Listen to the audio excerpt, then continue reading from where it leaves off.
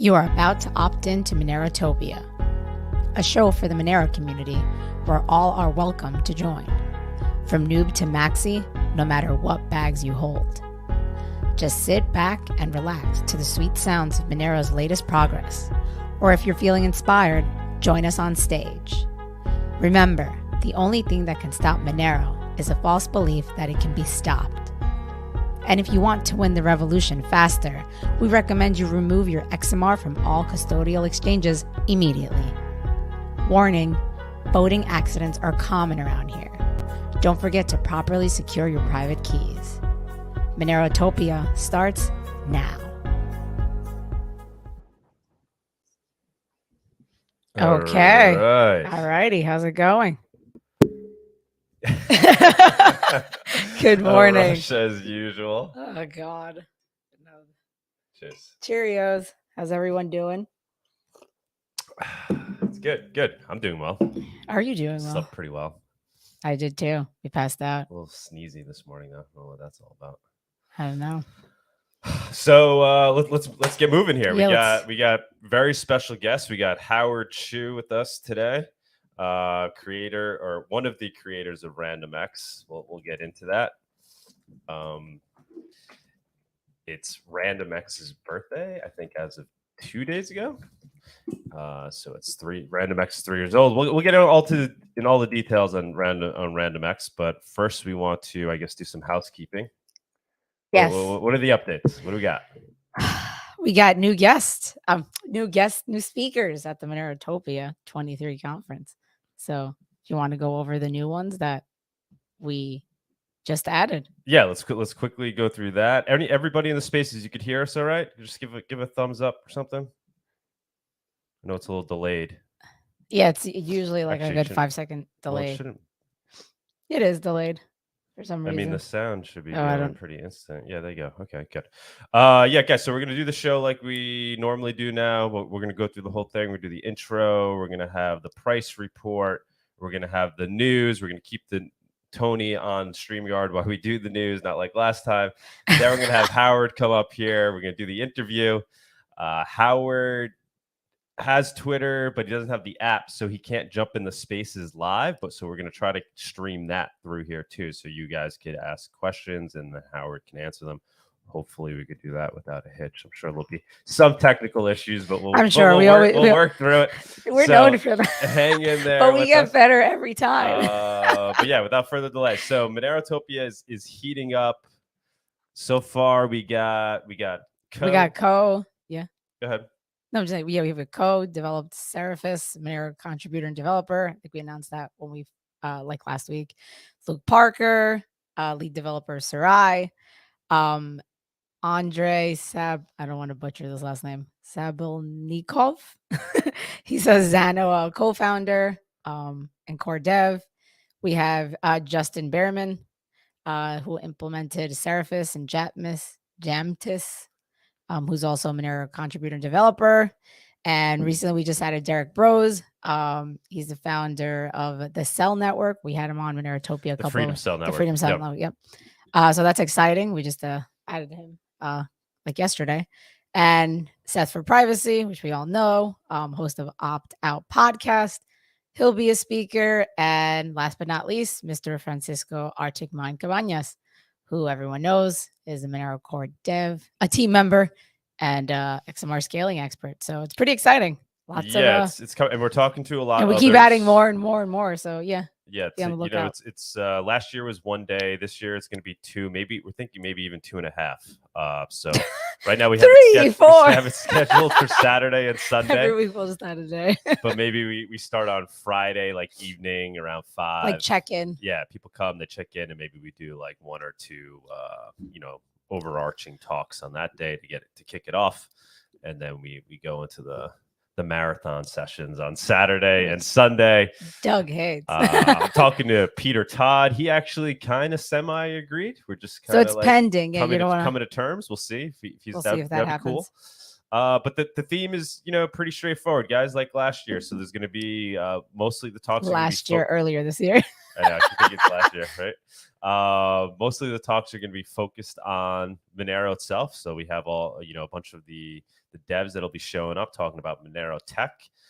But then we're also going to talk about the concept of building a Monero parallel economy or circular economy. That's why we have guys like Derek that are going to be showing up. Derek, like we said, he's the leader or founder of the Freedom Cell movement. So he's kind of an expert in trying to build out parallel economy. So we'll have him there. And then we are trying to incorporate some other privacy tech or privacy coin projects. So that's why you see Andre up there. He's from Xano. Since we've added him, the price of Xano has been pumping, which is what we're trying to avoid doing, guys. Like this is why we're a little reluctant to talk about these other projects, but we think it's healthy to do so. So I wouldn't jump on that bandwagon so fast. We're just bringing these projects on just to discuss the tech, right? It's Andre, is a crypto note OG. We interviewed him a few years ago. He claims to be the guy who basically implemented the first version of the crypto note protocol. So really super interesting, important guy in the space, and he's going to come to the conference and talk about the tech.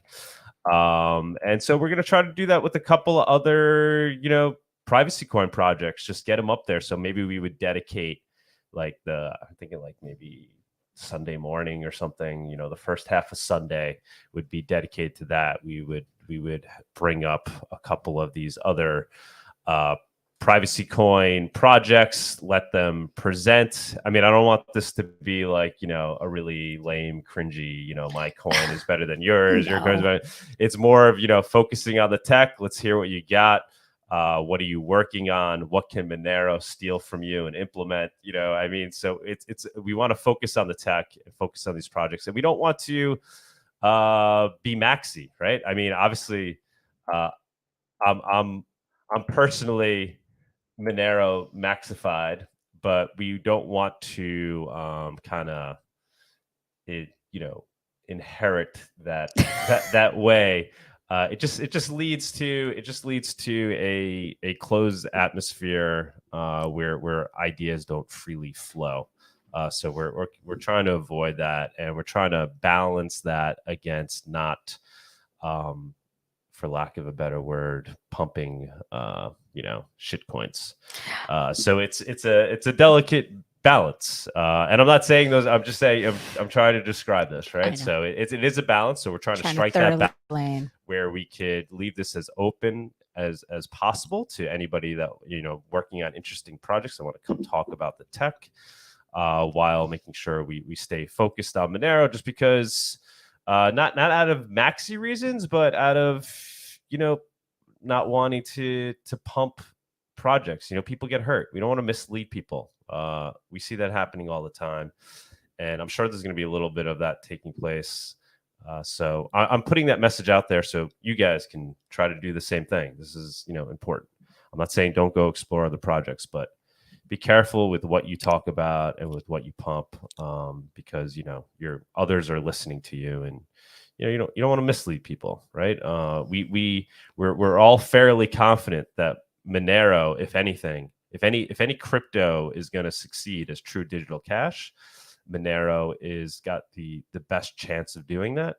And the responsible thing to do is stay focused on that and direct people towards that, rather than trying to, point out other things that claim to be doing better things when they may really just be trying to pump their bags for a quick gain, and then dump them on top of you.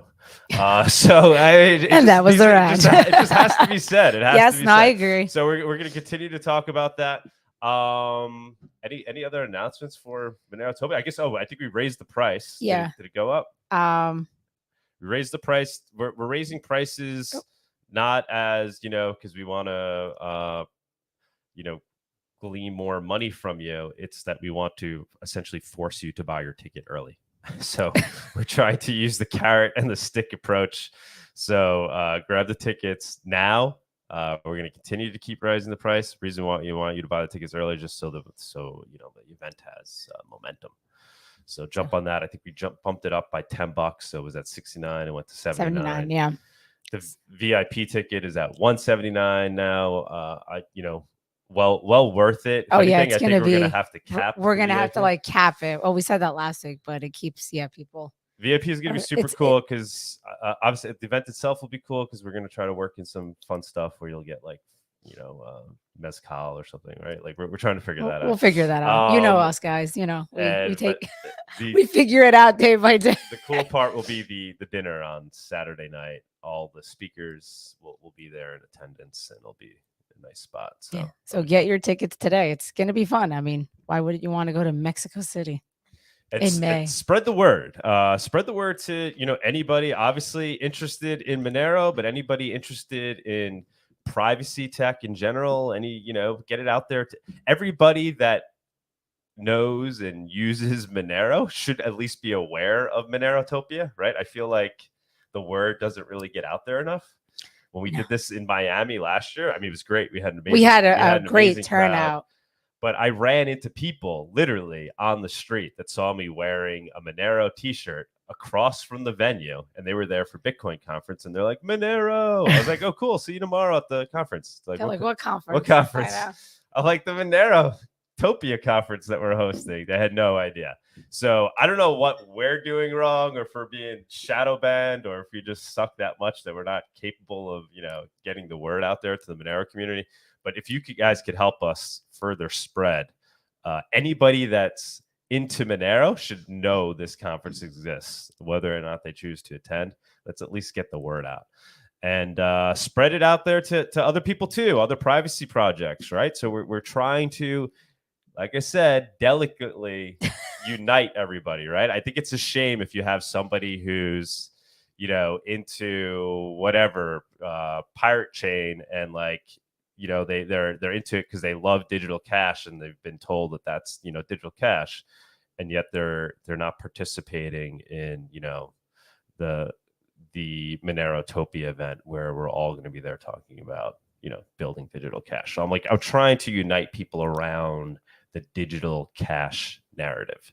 So anybody that's interested in those concepts, try to get the word out to them. Wow. Bam. Bam. All right, let's go. All right. Anything else you want to talk about?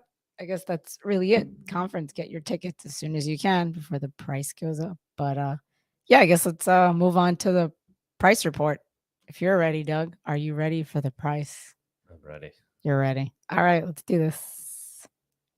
The Monerotopia price report segment is sponsored by Local Monero. Avoid using KYC exchanges. Buy and sell Monero directly for fiat, peer-to-peer. Oakley dokley. Good morning. Good morning. How's it going, Bawdy? Oh, that's great. How are y'all doing? Good, man. Happy Saturday. Thank you for joining us again. So how's my voice? Is my voice coming in okay? Yep, sounds perfect. Yeah, you're good. Cool. Man. Yeah, my Bluetooth headphones were acting kind of weird, so I have my backup option just in case.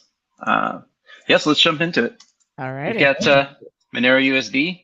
You know what I really love about this chart right now? These little guys. These wicks right here are just incredible.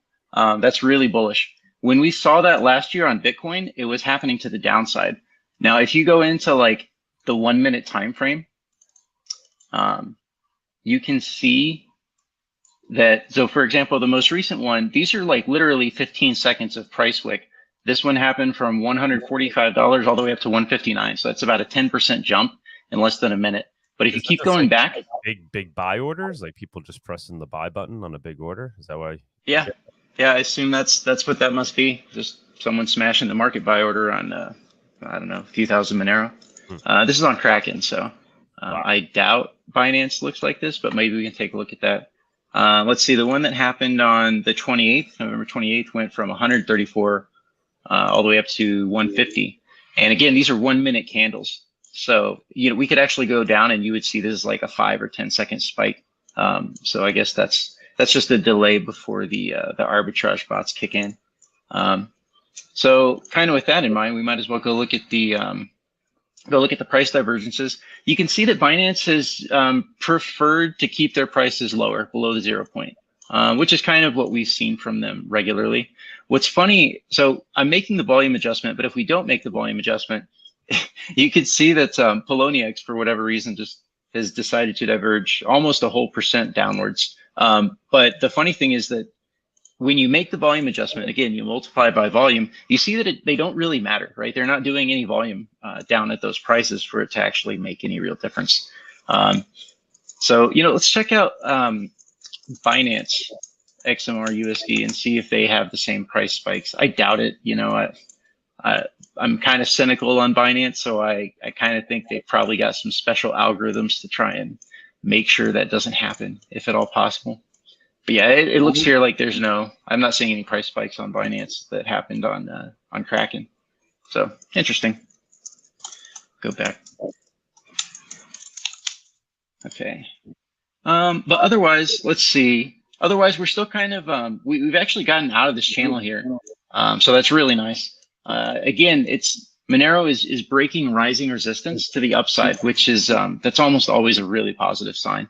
It happened over here as well. So if you remember, we kind of had this line drawn last week, and then we decided that it was really probably better to draw the line up there. Now, I am seeing us coming into a little bit of resistance here. So again, this level right here was pretty significant, the 009 level. The other thing is that you can see that we're kind of in this this rising triangle right here, right? You got your lower band, you've got the upper band. Oops, got poorly drawn. You got that line right there.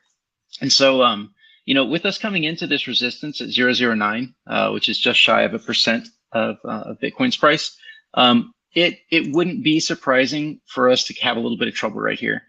So for now, still some mild positive action. I expect this to continue for probably most of December, maybe even into 2023. At some point, we'll probably take a pullback. My guess is that the XMR BTC ratio will probably drop out of this and maybe take some small pullback. And that would probably be concurrent with a broader pump of risk on crypto stocks, a broader pump in general. Because we know when the big players, when they like to pump the markets, they typically don't like to select Monero. So we do end up going up, but it's kind of like counter-cyclically. You'll get all this money that goes into, I don't know, whatever they want to print the tethers into, whatever they want to pump, all their little scam coins. And then eventually Monero will get that market cap as well as money makes its way kind of secondarily into Monero. But anyway, so yeah, the ratio is looking good. We do have some resistance coming up here pretty soon, but not yet. It's still probably a few weeks away. Or who knows, maybe we could just spike up and hit it tomorrow. Coming back, I almost forgot. Coming back to the Monero USD chart, I just wanted to show you guys the the moving average lines, the SMA lines. I'm trying to turn off drawings. There we go. Okay, so these are just like SMA bands. It's just all of them. If you just put them all over, and it looks kind of cool. You can see it gives this like kind of wavy structure. So anyways, we're basically just kind of hanging out here in this band structure. And let's see. Oops. Yeah, we're just kind of hanging out in this band structure right here. And you'll notice that that this cluster of bands has kind of limited price as well, right around the 160 area. It's okay. That's enough on the Monero price. Oh, we've got our we have the sorry, the longs and shorts have finally moved into the positive. So we have more longs on Monero than we have shorts. That happened this week. We've also got the XMR dominance. Again, we're kind of coming up on some resistance right here on this very large channel that's been here for years. That will probably break above that. Price probably wants to get to this back to this level here. Whether that happens sooner or later, I don't know. But you would expect that this could pose some resistance, and we talked about that last week as well. So that should be mostly it for Monero. Let's go ahead and I always like to look at the relative price. There's Monero versus Litecoin, Monero versus Bitcoin Cash is just an amazingly cool chart. Monero versus Stellar, we're continuing to go up. Versus Zcash, we're taking a little bit of a pullback recently. Let's go to the daily. Yeah, we've kind of just topped out here a little bit, but I mean we're basically at all-time highs versus Zcash, so that's really nice. Let's go ahead and look at all the cryptos next to each other. You can see that ADA has been a solid performer this week for whatever reason. Bitcoin and Ethereum have kind of been lackluster. They haven't really done too much. They've been mildly positive, kind of like we talked about last week. The thesis is we're going to be mildly positive probably for most of December, and then we'll get a pullback somewhere at the end of December, maybe mid-January. Monero, you can see Monero is the orange, right? So that would be this line right here. And essentially, we're kind of just riding the top level. Like we're one of the better performing cryptos this week. So that's nice. And then you've got all of the markets. So one thing I can point out to you here, you see where the lines get flat, right? Where the Dixie flattens off. That's because the markets get closed for the weekend. You'll notice that crypto doesn't flatten off because it trades 24/7. But pretty much everything else, stocks and bonds and everything, they close for the weekend. So this was last weekend. And that's why you can see that crypto also has a price here and these others don't yet. So this is basically, we're looking at the entire last week for crypto. For all markets, really. So the dollar is not really doing anything. It's still kind of low, which is kind of why things are tending to be positive right now. Silver and gold put on some gains here this week overall. Crypto has been kind of flat overall, but still mildly positive. So let's see here. Oops, how did that happen? Okay, here we go. Let's look at the Bitcoin price now. Hang on a second. Okay, there we go. Sorry about that. So this is the Bitcoin price, kind of on the long-term view. This is the bear market view. We took a look at this chart last time as well. I just like to always have a good idea, when you're looking at a chart, where you're sort of get your orientation for where you're coming from. So right now, we have essentially broken above once again this line right here is our kind of main bear market resistance line. And we've kind of, at first we were limited by this line, then we're kind of flirting with it and we're kind of trending on this line now. At some point, we should break this. There's sort of this secondary overhead resistance. And I know these charts are kind of messy and it might be a little bit hard to see. But basically what you can do is you can draw, you can draw a line starting from right here, and then you can connect this spot, and that's what this line is right there. So earlier this week, I kind of drew these little white squiggles, which was what I expected probably price would do this week. And we pretty much got close to that. Again, we'll probably continue going up. Like Bitcoin's probably going to try and trend towards this resistance line right there. And then at some point in December, it's probably going to take a little pullback. At least that's my prediction for what this chart looks like to me. We are getting close to the bottom. We might have already bottomed, actually. It's very possible. I personally want to see what I think is going to be this one last drop before we get a big sustained move to the upside next year. But that's dangerous. That could be dangerous. It might be wiser just to rebuy. There are still kind of like, I don't know, kind of black swan, stuff like that. There's still a lot of rumors floating out there. But I'm starting to hear the kind of talk, and it's always a bad idea to try and trade off of like being a contrarian or trade off of what you hear other people saying, when everyone's, you don't want to trade off that, but it is kind of a signal. I've started to hear some of the people that were like perma bulls all the way through this bear market are now starting to be like, no, Bitcoin's going lower. We're going to go to 10,000 now. And I've kind of been thinking that in my head for a long time, that I want to see the people that have said, this was the bottom every step of the way down. I want to see those people expecting it to go lower. Once those guys are saying, hey, okay, it could go lower, that again, you don't want to trade off of that, but that is kind of one of those little signs that you can look at and say, well, maybe the psychology it's time to get on the long side of this market again. This is total crypto market cap. Again, it's got a very similar structure to Bitcoin.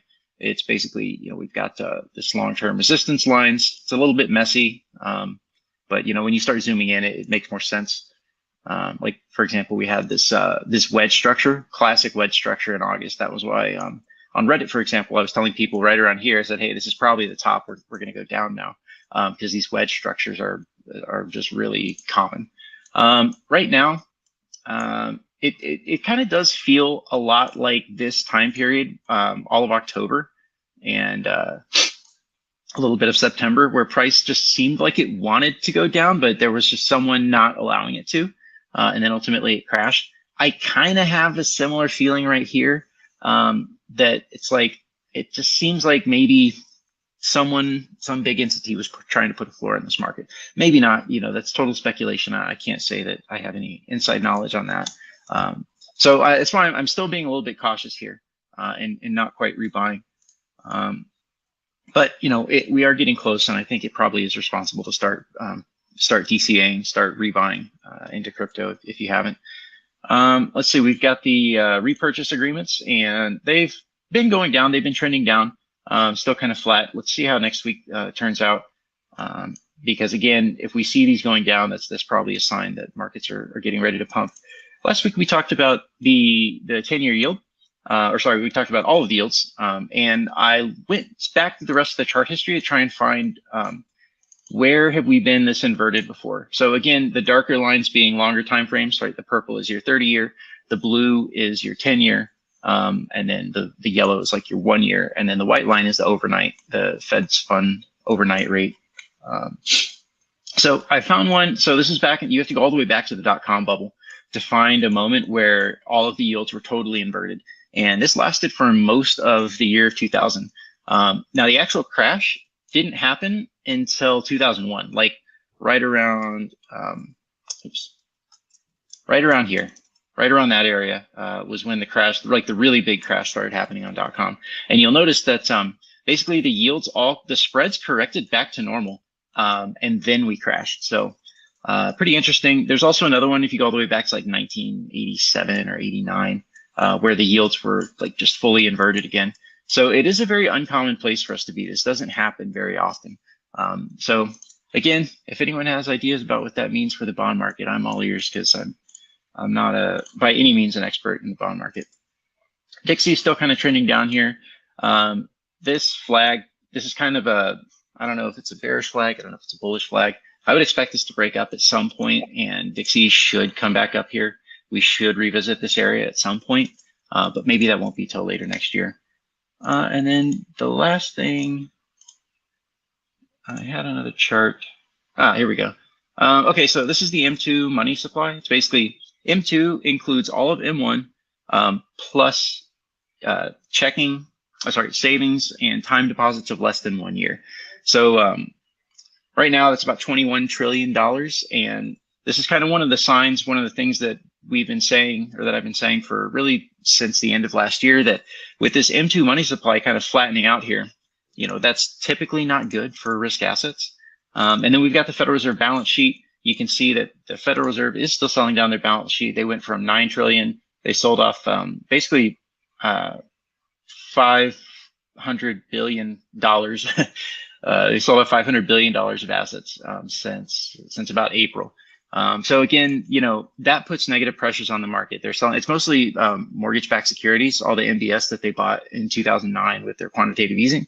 So this is them reversing that and selling off their balance sheet, which happened once before in 2018, 2019, which is kind of funny because this was 2018, 2019, this was our bear market, right? This was the Fed selling off their balance sheet. And then kind of the same thing is happening right now. So this is why people are really starting to understand that the macro has such a huge influence on crypto and all kinds of assets.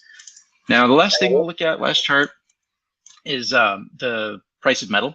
So essentially, this is an index for all metals, right? So you're talking like nickel and copper, gold, silver, you name it, not just the precious metals, but like rare earth metals as well.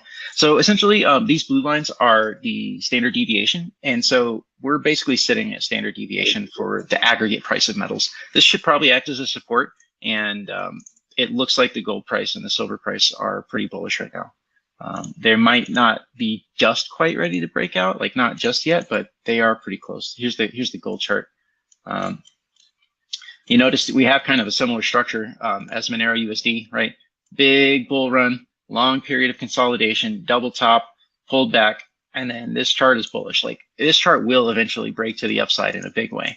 Now, this is a very long chart. It could take till next year for this to really break to the upside. But ultimately, like gold is not a bad place to be right here. It's probably the safest investment to be in at the moment. I've got most of my net worth in gold and sitting in cash as well, but also, a big chunk of Monero as well. So right now gold is sitting at this line right here. And if we break above that, you could expect us to probably make a return trip to the upside. So I think gold has the lowest downside of risk of all assets right now. And it has maybe not the highest upside potential, but it certainly has significant upside potential, especially with the bullish structure, a bullish chart like this. Yeah, that's all I got for you guys today. Anyone have any questions? Bawdy, thank you so much, man. No, I think I'm good. I'm just strapped in, waiting to see what happens next. Right on. What do you think? I got to ask you. So we're trying to incorporate, other privacy coin projects into Monerotopia. You think we could do that in a way where, we don't get backlash from the community? Maybe it depends on which coin. I don't know. Like, are there any good privacy startup coins? I guess there's Firo. They some of our Monero devs also, or at least one. Is it Sarang? I can't remember. I think Sarang works on Firo as well. Yeah, maybe. Yeah, we spoke to Firo. Yeah, they're down. They want to participate, so they want to come present. We got Zeno. I heard of a new one. So it's called DragonX. And it's a ZK Snark construction, but it's RandomX is their mining algorithm. And I don't know, I think they did their trusted setup differently than Zcash. So they have like 200 or 300 participants. I don't think they had a pre-mine. I need to look at it a bit more, but it's kind of like, it's an implementation of ZK Snark, but a more fair distribution of the coins, I believe. I just heard about it like a day ago. So that one might be worth looking into. The market cap of 500K or something. Yeah, I mean, so we're trying to do it in a way where we don't, point people towards these projects where they start buying them thinking there's something there. It's more so we just want to talk about the tech, So it's hard to strike that balance. But I guess if we just keep expressing it that way, then the message will get out there. Yeah, it is a tough balance to strike because, I mean, the truth is so maximalists kind of have this thing, the Bitcoin maximalists, where they'll be like, everything's a scam, it's all bullshit. And that's kind of like a metaphorical truth that protects them from getting scammed. So it's like stay away from everything because 99% of it is kind of scammy. Right. But there is interesting tech out there. Like ZK Snarks is really cool stuff. Like it's complex, sure, but we should explore that probably. Oh yeah, 100%. Exactly. So yeah, maybe we'll have somebody from Zcash talk in there. We'll see. But yeah, what's your kind of gut reaction to it? I don't mind too much. As long as, like you said, we focus on the tech. I enjoyed there was at the last Monerotopia, there was one girl that she spoke and she was talking about Zcash. And I think they're working on I can't remember what it's called, but they're working on some other kind of private contracts. DarkFi, yeah. And they're not it doesn't seem like they're just pushing ahead and pre-mining a bunch of it and then just trying to slap a product out there. It seems like they're really trying to take their time and think about the development and their design parameters. I think it's cool. I think we really should be on guard about being maximalist. I don't think that's not necessarily healthy for the community in the long run. At first, it kind of seems like that, because you're protecting people from other stuff that could be scammy, and you're trying to keep all the people in the market cap inside of your project, and that seems okay. But on the long term, I think that has really negative social consequences. Exactly, and it's you're alienating people that are into the core concepts, which doesn't make sense because it's such a small community to begin with, right? Like, how many people in the world actually truly understand the importance of digital cash, right? Privacy, quote unquote, privacy coins, and then to alienate sectors of that community where they don't want to participate because they're interested in some other version of it is just silly, right? They should all be hanging out in that room, talking about the tech. Is the way I see it. Yeah, we should be able to have a really open conversation about why we're not participating in some of these other projects, but still giving credit where credit's due. Exactly. All right, man. Amazing as always. Greatly appreciate it. Thank you. Thank you. We'll see you guys on the Twitter Spaces in a little bit. Awesome. All righty. Awesome. Buddy. Thank you. All right. All righty. Let's yeah, I said let's move on to the news segment. Let's get this going. Let's do it. All righty. And now for our weekly news segment.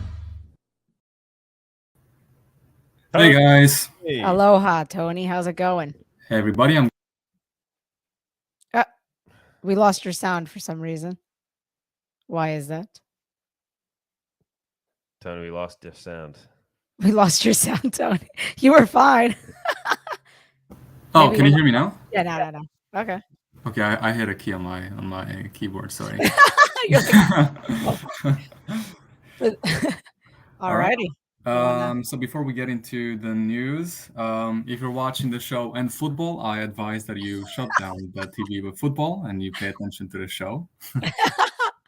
Well, yeah, 3-1. It's I'm watching it. I have it behind me. Or you can do both. Just have it on mute and then just be live on the show. You can all do everything at the same time. All right, let's get the news segment going. Yep, let's get into it, guys. If you're watching on Twitter Spaces, you can hop on YouTube if you want to see the visuals, or you can just listen to the news. That's fine as well. If you're looking for the links, we will provide that as well. We're working on something different now, so that it's going to be easier for you to access the links. But we are not going to announce that now because we're working on it. But other than that, let's get into this week's news. I would also like to thank everybody that gave me links for this week, because it's so hard to keep an eye on everything that is happening because there's so many things going on. So people at me and they give me links and I say, hey, look into this.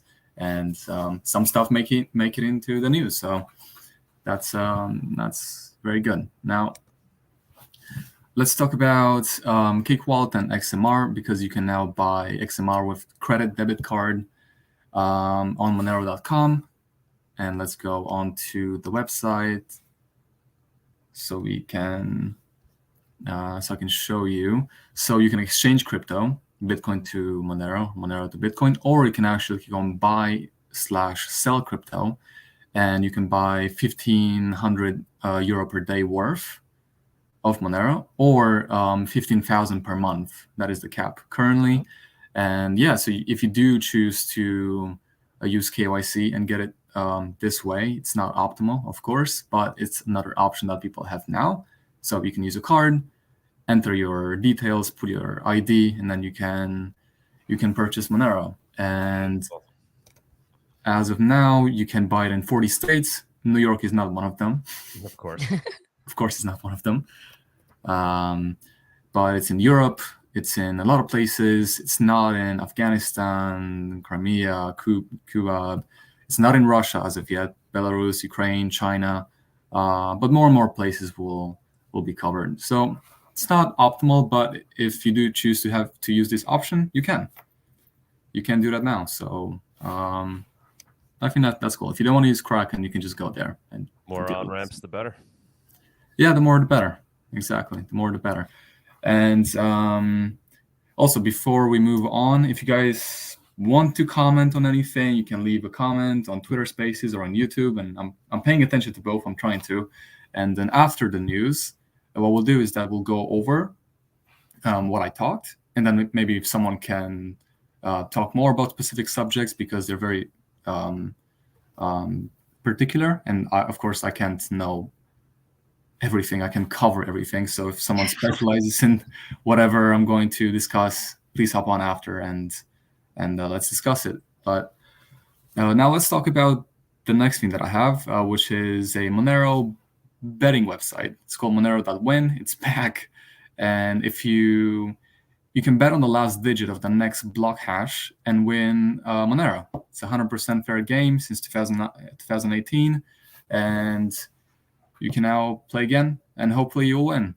So if you do choose to do that, go ahead. Have you tried that? No, I've never. Have you? Yeah, I've not. No. I kind of wish we played the lottery that one day. We would have. If we would have won all that money, God, Monerotopia would have been in Burj Khalifa or something. But then let's talk about actually MoneroCon. So we talked about Monerotopia. Guys, buy your tickets, show up. It's in 6 months. It's only 6 months away. We've officially hit the 6 months mark, and we are posting more and more speakers as we go, and more details. So pay attention to that. But let's talk about MoneroCon as well. MoneroCon in 2023. They open a CSS proposal, and they talk about location. Well, they're detailing it in the CSS proposal, and different locations like Prague and the costs, Lisbon, Denver, so all kinds of locations. So it's in the works, and they're detailing all the prices and the amount of funding that they need, and the sponsorship, how much money they need from the sponsors. So yeah, that's important to note the distinction, right? So they do CCS, they get funding to do the conference from the community. Mm-hmm. Monerotopia, we don't do funding. We're more based on the sponsorships. So it's a little bit different way of going about it. But I think it's good. I think it's good to have these kind of two versions of conference taking place. Mm-hmm. And the way we do, I mean, Sunita and I, because it's really just us running it at the end of the day, obviously we always look to get feedback from the community. That's why we're constantly talking about the issues out in the open, being transparent as possible. That's how we ended up in Mexico City to begin with, right? We put a poll up. People said Mexico City it was. But at the end of the day, we're the ones steering the ship. So it allows us to, move fast, pivot. So it's kind of interesting because it's two different ways of going about it. And then without using the CCS funding, we're a little bit more, at the end of the day, we can make these decisions without having to feel like, we owe the community in terms of which way we move. So it's interesting difference there between the two conferences. Yeah, I was thinking the same. It's interesting, but you guys went there, and it was a lot of fun from what I've seen. Oh my god! Oh yeah, we had a blast. Yeah, I will be at every MoneroCon ever. It was very nice. Really cool. And it always ends up, I'm sure different people go to each, usually because of location and time. So. Yeah, I've seen people tweet that they were kind of feeling the Bitcoin vibes from like the conference vibes from Bitcoin in 2013, 2014, where it was all about really the cyberpunk, ethos. So yeah, beautiful location. So I'm really curious where they're going to host the conference next year. So go ahead and look over the CSS proposal and participate. Awesome. Now let's go on to gonna open the link over here. I'm not gonna play it, but essentially it presents this unique opportunity. Oops, 1 second. Okay. Justin Berman's video on Seraphis and Jenkins has been uploaded. So if you do want to check that out, I'm just going to reference it. I'm not going to play it because it's very long. So go ahead, listen to it. It just got released, and it's really interesting. He actually came on Monero Talks. So if you don't want to check out Doug's conversation with him, please do, because it was very interesting. So yeah, that was super cool. And then we did the Q&A with the live audience on Twitter. That was awesome. We had some good questions there. Yeah, that's next level. It's really cool. It's really, the Twitter Spaces and the guests is awesome because you get to talk to the guests and then people actually get to ask questions at the end. It's really interactive. It's really awesome. I like this idea. Let's move on and let's talk about Telegram, because they are building crypto wallets and a decentralized exchange. And if someone can hop on after and maybe discuss this, because I'm not sure what to think of it, but it's interesting. So the messaging app is pushing ahead with its build out of crypto infrastructure. Wow. And yeah, but the thing that kind of surprised me is the emphasis on decentralization, non-custodial wallets that could reach millions of users. And Telegram is already a go-to messaging app for many crypto traders, giving it a captive audience from the start.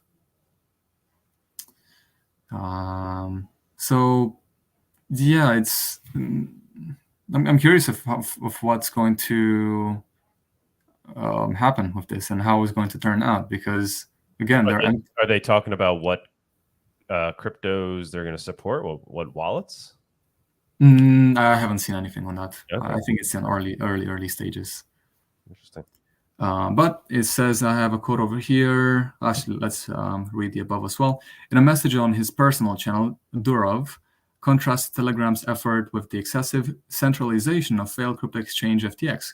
Cryptocurrency users should switch to trustless transactions and self-hosted wallets that don't rely on any single third party. So the goal is decentralization, non-custodial wallets, self-custody. Yeah, so let's see. I'm really curious. I don't have anything. Company will build a decentralized exchange on non-custodial wallets. Yeah, that's really cool, man. That's actually, it's huge. Let's hope that's what it's gonna be, you know. Wow. Let's hope. So if anybody knows anything, get ready for Telegram coin. Yeah. With one caveat. Is it going to be private? I don't know. But let's get him to Monerotopia. Let's hear about Telegram coin at Monerotopia. Just kidding, guys. You know, I don't know. Like, yeah. Honestly, why not? Maybe. But you did talk with Bawdy about some other privacy coins, and he mentioned Darrow, and but I actually want to talk about Secret Network because Stefan von Schaik. Someone said there's a Telegram coin called TON. Okay. I don't have much detail on that, but if someone does have, please hop on after, and I'll do my research as well. Interesting. But Stefan von Schaik tweeted, our survey of SGX attacks is out. Come learn about how SGX fails in real life. Check out our website, sgx.fail, including attacks on Secret Network. Now, if we open the link, I want to show you a couple things. So they essentially successfully attacked the Secret Network. And so the Secret Network has been vulnerable to the APIC and MMIO vulnerabilities that were publicly disclosed on August 9th, 2022. These vulnerabilities could be used to extract the consensus seed, a master decryption key for the private transactions on the Secret Network. Oof, okay. Exposure of the consensus seed would enable the complete retroactive disclosure of all Secret 4 private transactions since the chain began. And then we have above, they also mentioned that we urge privacy-conscious users to reevaluate the risk, considering that their past transactions may be exposed. And yeah, I mean, this is exactly what we're talking about, right? So Secret Network is, perfect example of a project. I think we even were talking to them last year about having them come to Monerotopia or whatever in May. Yeah. And they did it, but they could have very well have come, and talked about what they're doing there. And then here we are, 6 months later, and they have, kind of a major failure in terms of their privacy. So that's what I'm talking about, right? So it's interesting to look at these projects in terms of what they're trying to do in theory. But remember, there's much more to this than than ideas, right? It's about implementation. It's about standing the test of time. It's about having a large network of intelligent devs that are constantly looking at the project. So take these things into account. Here's just another perfect example of it. Secret Network not panning out to be what it originally intended to be. Yeah. So I'm not sure how what they're going to do to recover from this. But if you actually open, there's a document at the end of at the bottom of the website called sgx.fail. If you look on the file, on page 3, we have something detailed. We breached the privacy guarantees of the secret network, allowing us to recover the internal state of secret smart contracts and any digital assets in them. So that's concerning. And of course, it's good to see many privacy protocols and enhancing tools, but I guess it depends on, I feel like whenever you advertise utmost privacy, you are responsible for a person's life in a way, because they might absolutely trust whatever you build to protect them against whatever it may be, Mm-hmm. So I think it's, we shouldn't take the privacy word so lightly. I think it's very important, because if you really advertise privacy, you should think that my product should protect this person's life, And I mean, I think I would trust Monero if, God forbid something happens, the governments are after me or whatever. I think I would trust it with it protecting my assets. I would trust that. But anything else, as of now, I'm not sure. But I'm not sure how they're going to recover it. Again, if anybody knows more, please hop on. Please do, and let's discuss. Later. Yeah, hop on Twitter Spaces again, because it's it's hard to know the details of all this stuff, So please do hop on after the news section, and let's discuss. But with that being said, let's move on. Let's talk about centralized exchanges. JP Morgan said that centralized exchanges will continue to dominate crypto. And this article talks about traders and how centralized exchanges are still a better option, and how most of the people opt for them, and how the recent collapses of centralized exchanges like FTX have made people more aware of DEXs and may make them want to use them more.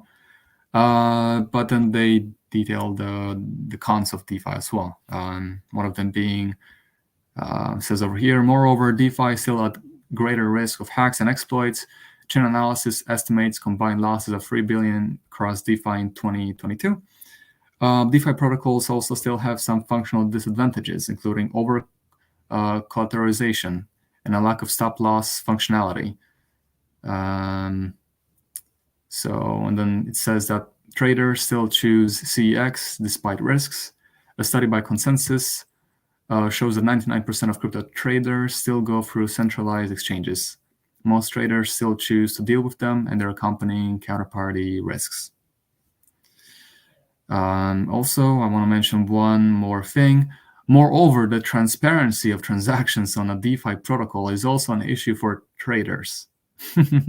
Traders don't want the full record of their trading strategy to be available on the blockchain. Like they shouldn't. That shouldn't be a thing. So it's a really good concern, and it's a really good point. And I mean, more and more CXs will collapse. And even, I think that's my next article that I have. Yeah, even BlackRock. So the CEO of BlackRock mentioned this as well. Most crypto firms will fail in wake of the FTX collapse. It's important to build a very good DEX and one that respects your privacy. But yeah, I mean, I guess for now, a lot more users will use CEXs, even though these kind of collapses, major collapses occurred. And I've seen a title in which it said something along the lines that SBF said that he miscalculated $8 billion.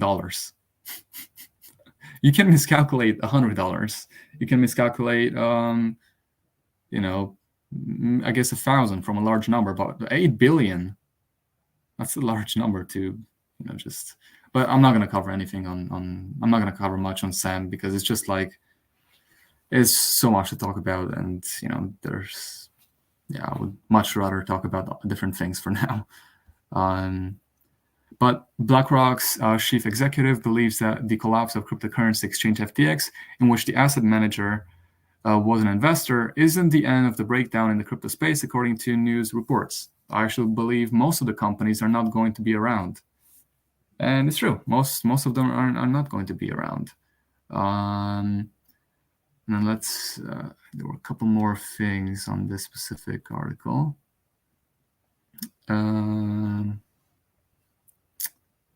Let's see. No, I think that's it. All that I wanted to mention from this article. So for now, CXs, I guess, are more used than DEXs, but hopefully in the future, more people will use DEXs. Now, I want to talk about crypto miners in Russia and that they capitalize on the bear market by hoarding ASIC devices because electricity is very cheap. And even though most of Europe is suffering due to the electricity prices, Russia is doing very well, and electricity is very cheap, so that they can actually mine more. And I've seen a large surge in local demand for mining hardware in Q3 of 2022.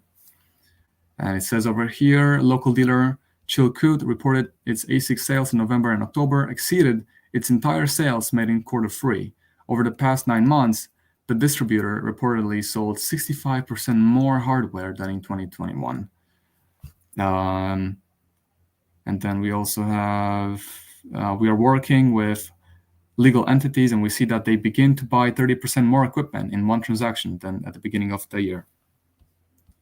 And if we're looking at the costs of electricity, it's $0.07 per 1 kilowatt hour, which is very cheap. So people buy ASICs and they mine Bitcoin, and it's essentially profitable for them. But if you're watching, you should probably look into Monero as well. It doesn't require an ASIC. It just requires a CPU. So maybe buy some CPUs as well and mine some Monero. Now I want to talk about Italy, and it imposing a 26% capital gains tax on crypto profits in 2023. Now, Italy and Portugal didn't really have any taxes on crypto, but as of 2023, they're going to. And it says the 26% capital gains tax will be imposed on cryptocurrency trading profits larger than 2,000 euros. Italy is planning to tighten regulations on digital currencies in 2023 by expanding its tax laws to include cryptocurrency trading, according to budget documentation released on December 1st. And then it says that according to Tribe A data, 2.3 of the Italian population, which equates to about roughly 1.3 million people, own crypto assets. And Italy appears to be following in Portugal's footsteps. In October, Portugal, once known as a cryptocurrency tax haven, and a lot of people wanted to actually move to Portugal for this reason, for the tax haven in crypto. But now they're proposing a 28% tax on capital gains as well, starting in 2023. So if you are looking to move to Italy or Portugal based on the tax haven reason, maybe you should reevaluate your decision. And actually, since we're talking about Italy, I'm going to talk about Giorgia Meloni. And what I want to talk about is the fact that she said that cash must be king. Giorgia Meloni tells shoppers, Italy is to use more cash and fewer credit cards, bucking a global trend towards electronic currency. After Giorgia Meloni, the prime minister, dismissed card payments as private money. Meloni, who was elected in September, is finalizing her first budget, which is due to include a rule allowing shopkeepers and businesses to refuse cards and demand cash for payments up to $60.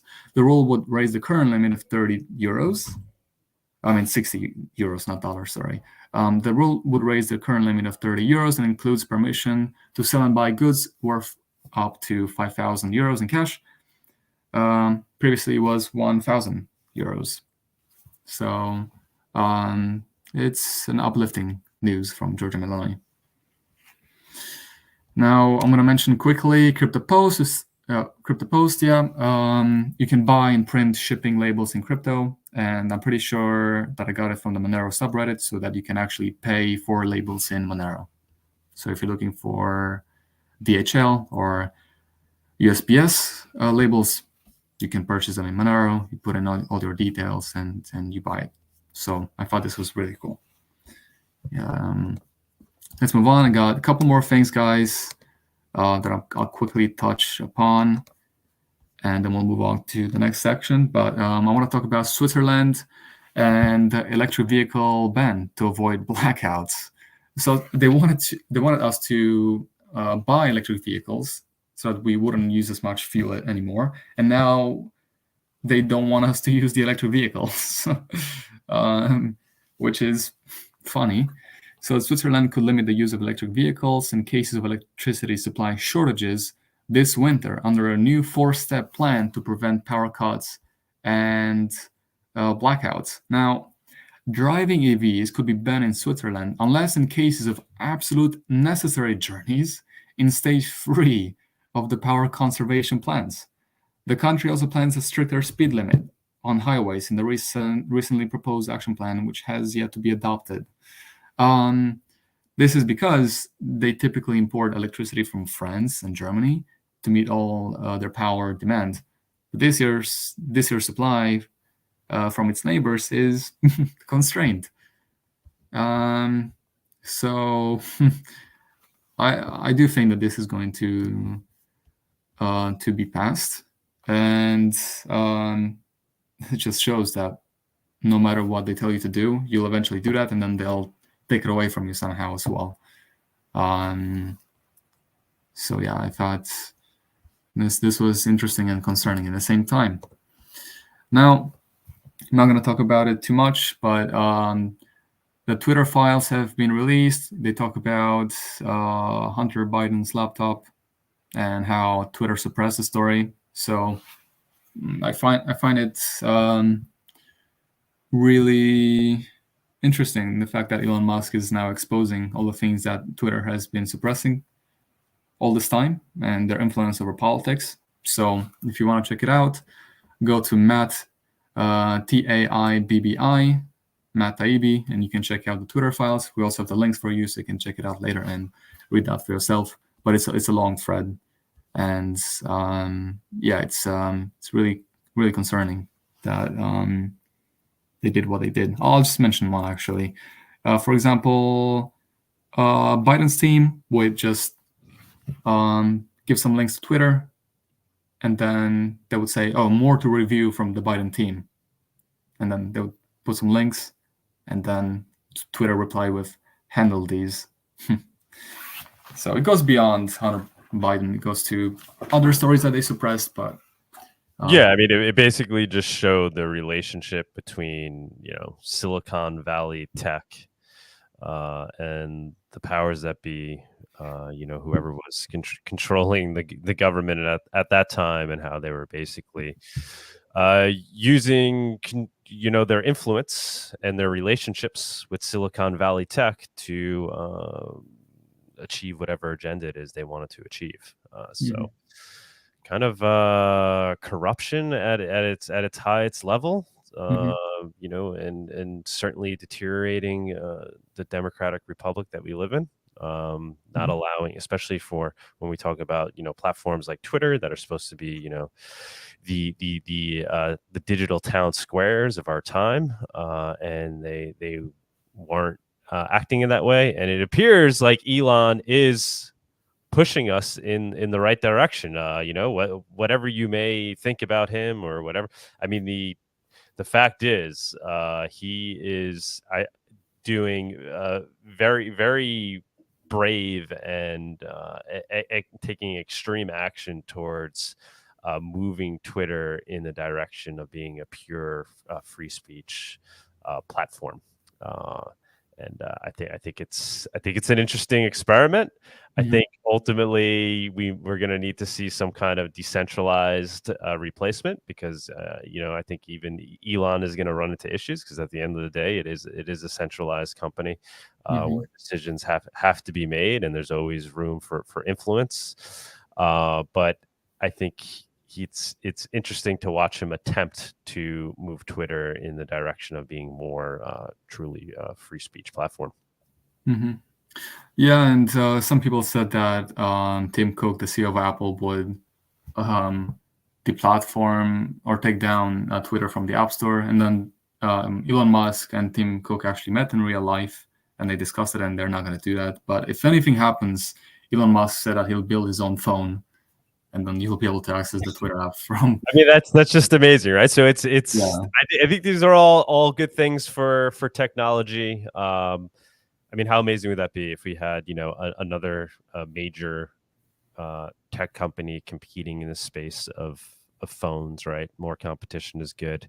And the hope is that the competition would be around creating a product that is essentially, more open source in nature, right? Because I think people are waking up to the fact that there's issues with these walled gardens. It's becoming very real for people. It's not just it's not just people like us talking about why these are issues, but it's starting to hit home with the mainstream, them understanding the repercussions of these large tech companies having all this power and authority over these centralized businesses that greatly influence our society. Yeah, good points. And I'm sure we'll start talking about Monero soon enough, right? Yeah, who knows? That should happen, honestly. But I was reading on YouTube. Someone mentioned, but what is this idea that Elon wants to put in our head, the chips? Okay, so what's this idea about Elon Musk trying to put chips in people's heads? And I do actually have a link for that. But let's just go over one more thing, and then we'll discuss that thing exactly, and then that'll be in the end of the news. This is what I want to show you guys is an ATM at Art Basel, which puts your bank account balances and a photo on a leaderboard for all to see. Now, essentially, and you're not going to be able to see this on Twitter Spaces, but essentially it's an ATM, and you stay in front of it. It's going to take a picture of you, and then it assigns like a random balance. I think that's what it does essentially. It's not the real balance, but and then you can see. No, I think it was people's real balance. You think? I don't think so. Yeah. You think so? Yeah. Put your bank account balance this on the leaderboards, and it'll rank you among other Art Basel guests to see who has the most money. Currently, If that's true, I mean, I guess people did it. I guess, yeah, I don't know, but number one was $2.9 million, and this guy's picture was taken by the ATM, and it was displayed on the leaderboard, ranking from the richest to the poorest. But this is essentially what all the cryptocurrencies are. This is essentially what Bitcoin is. It's allowing you to see how much money someone has. So yeah, I hope that some people found this concerning because it is concerning. It's nice to see that artists are picking up on this, right, and starting to express these dystopian ideas. This is how we, the mainstream becomes informed. Oh, for sure. Plus, it's so visual that you can't, it was really cool. I guess the most concerning part is people just go along with it. They're like, "Oh, great, this is great." I love that I can show my balance. We're like, "No, you're not supposed to want to enjoy doing that." No, it's horrible. I mean, that's what we're up against. There's minds have to change overall, but we'll see. Yeah, well, that's gonna take a long time. I mean, some people say they have nothing to hide, so we're battling against that as well. Right. But the last thing that I want to talk about is, and then hopefully when we hop on after the guest on Twitter Spaces, we'll discuss some stuff from the news if you guys want to talk about it. do you guys like the Neuralink? What do you think about it? So essentially, Elon Musk said that the Neuralink will make the blind see and the handicapped walk again. And besides that, it's going to be able to stream music into your brain. So I guess you can have the Monerotopia show straight into your brain. And you can listen to that anywhere with no headphones. But yeah, I'm not sure what to... the thing is that, and it's going to be my last point, the thing is that, do you want this in your brain? And you might say no, but in a way, in a couple of decades, you're going to be essentially like a chimp, because all your colleagues are going to download information at terabytes per second. And I guess there'll be a way to assimilate that information as well.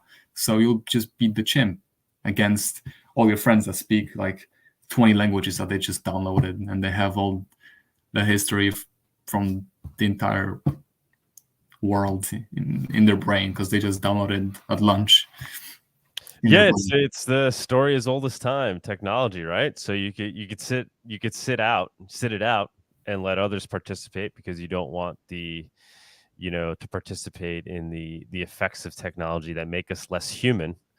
But then you're no longer participating and competing in traditional societies. So that's why it seems like we're kind of doomed, guys.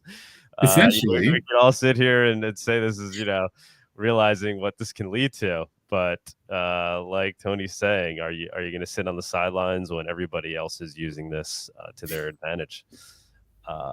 If it becomes that scary stuff. He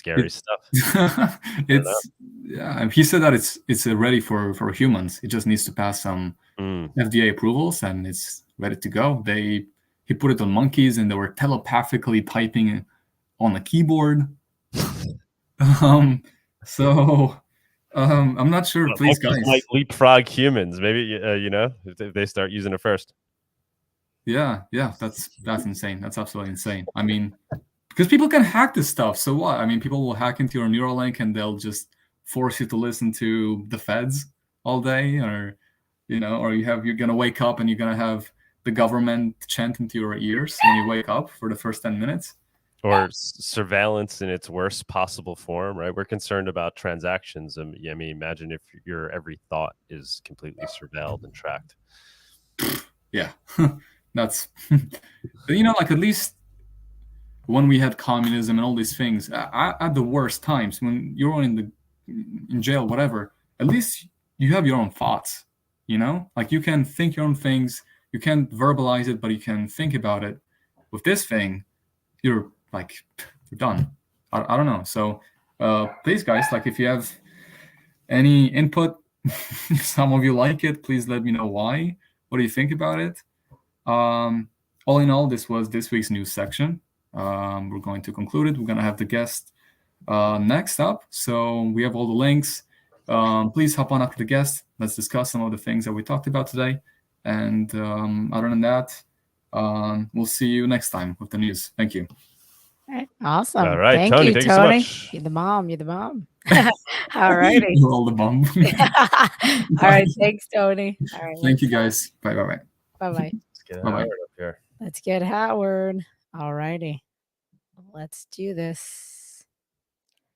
The Monerotopia guest segment is sponsored by Cake Wallet. Store, send, receive, and exchange your Monero and Bitcoin safely on iOS and Android too. Cake Wallet is open source, and you always control your own keys.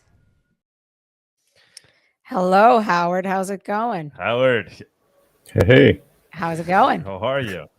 Going good. How are you guys? Thank you for patiently sticking with us on Monerotopia. Hopefully it was entertaining, hanging out in the waiting room. I had my cat in my lap, so I couldn't actually go anywhere. Aw. Very cute. So how you doing? How you feeling on RandomX's third birthday over here? Hey, well, that's all good news. Technically, RandomX is older than 3 years. 3 years is just when it was deployed on mainnet, but we were running it on testnet at least 5 months before that. Okay, so it's been around longer than people are aware of, and you were mentioning, the other day, right? I kind of constantly incorrectly label you as the creator of RandomX, but the real history was you created RandomJS, right? Which then evolved into RandomX. That's right. Yeah. So how would you describe that for people that are kind of first learning about RandomX? So yeah, the original idea was that was to have randomly generated programs, but I was going to randomly generate JavaScript programs, and we kind of hoped that using JavaScript for proof of work would actually allow us to keep doing in-browser web mining. But as we continued to work on it, we ran into like a couple of different design flaws that simply couldn't be fixed. The fact is, when you randomly generate a program in a language like JavaScript or any other language, it means you have to conform to a particular set of syntax rules. And if you generate something that actually complies to the syntax, that means you can actually bypass the language itself. So this was a huge gaping hole in optimization resistance. Anybody who wanted to optimize this proof of work could just completely bypass the step of generating the code and compiling it, and they could just execute it directly from the random rules.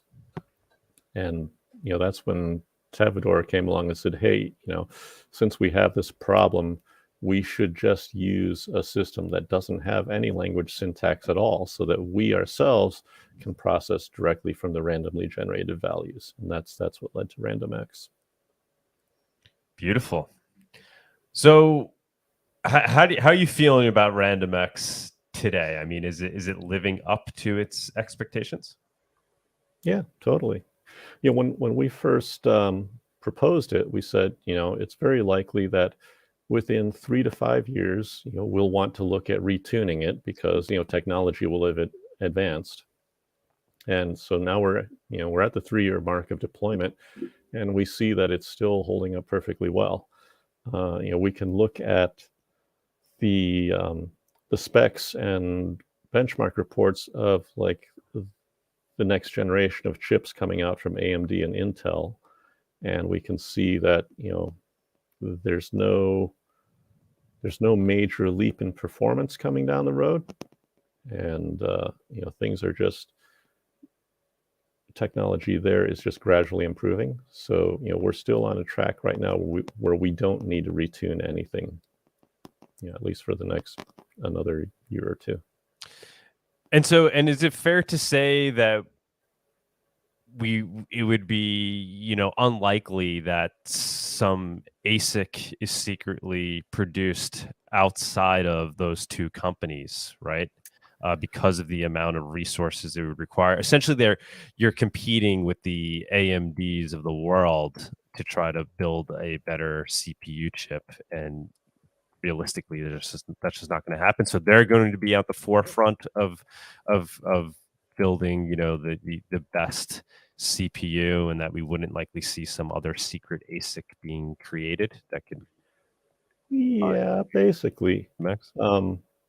The other name that you can't discount is ARM.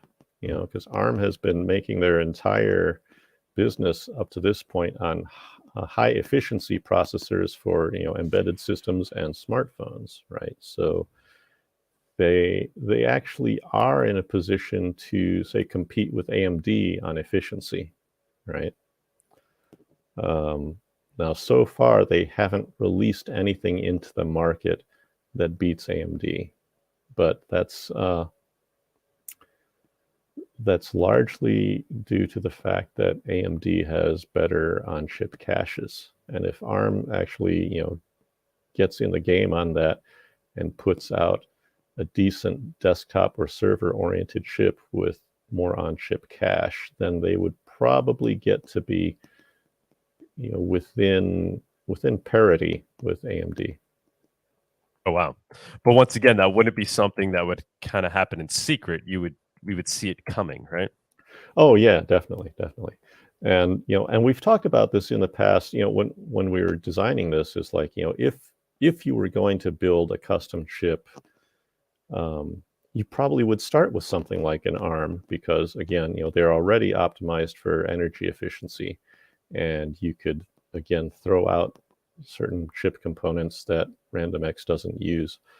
But ultimately, there isn't that much of a savings to be had. Part of what they're up against is simply economies of scale. Like Intel and AMD are pushing out millions or billions of chips a year.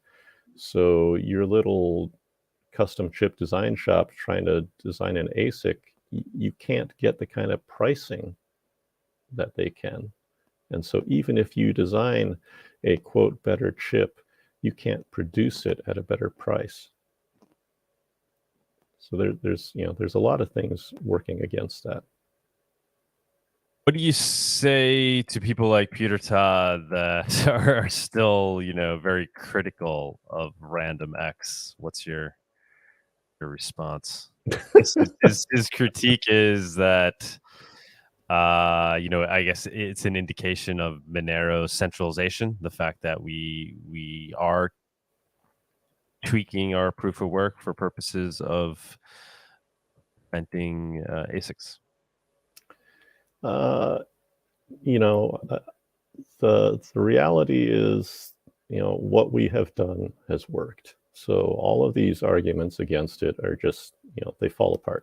Now, a lot of people have said, oh yeah, Monero is centralized because it hard forks every 6 months. And, that obviously isn't happening anymore. Before the last hard fork, the previous one was 18 months prior. So, we're off of that cadence because the software is maturing, the ecosystem is maturing, and we just don't need to upgrade that frequently anymore. But the other counter argument to Peter's point is simply software needs to upgrade, and that's that's the reality that any computer professional should know. From the past at least 50-60 years of experience, is software needs upgrades, right? That's just a fact of life.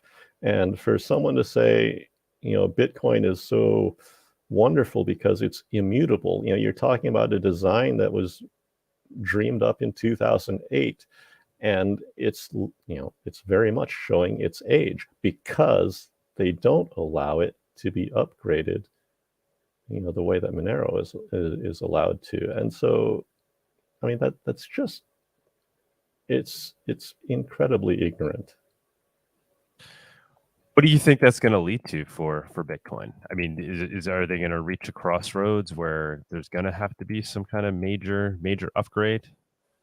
Oh yeah, I mean, that is how it looks to me, right? If you watch discussion of Bitcoin emission and the possibility that it's going to need a tail emission, they're obviously seeing the writing on the wall that they're gonna run out of road really soon. And either they're gonna fall off a cliff or they're gonna fix something and release a major hard fork. They're not gonna have any choice on that. It's either gonna be hard fork and upgrade or watch it die, because their emission schedule is completely unviable. It's pretty crazy to watch. We're trying to get Peter to come to the conference. It'd be awesome to have him there, and we could I guess grill him in in real life. It'd be great to have you down there as well. So what do you, when you say that we may have to tweak RandomX as CPUs evolve, what would those tweaks look like? Can you kind of explain that? Give us any insight into what that? Sure. I mean, the RandomX is extremely tunable, right? There's dozens of parameters that you can change that would vary the amount of resources it consumes, the length of programs that it generates, the types of instructions that it uses in those programs. And so, we can see for example, if AMD now has these chips with what they call the 3D V-cache on them, they have something like 3 or 4 times the normal amount of on-chip cache. Okay, so the current RandomX design is targeted at like 2 megabytes of cache per thread, and with a 3DX chip, we could go to 6 or 8 megabytes of cache per thread. Right, so things like that. And if we were to take advantage of that, and this is kind of a bad example because I don't think we'll do it. Because if we were to increase the cache requirements to like 6 or 8 megabytes per thread, then that would just leave Intel and ARM completely in the dust. They would no longer be anywhere near competitive. But those are the sorts of changes we're looking at. When something becomes widely adopted, if Intel and AMD and ARM all have some equivalent features, then maybe we'll start thinking about adding that to the instruction mix, things like that. Does that make sense? Yeah, it does, and it sounds pretty good. But I mean, what would be the Peter Todd argument? What would be the Steelman argument as to why that's potentially an issue? The fact that we are tweaking the proof of work, like how could that be used in a way? How could that information or that process be used in a way where it benefits some group or party within the Monero community where they could take advantage of it? Like what would that even look like? That's a really interesting question. I mean, it would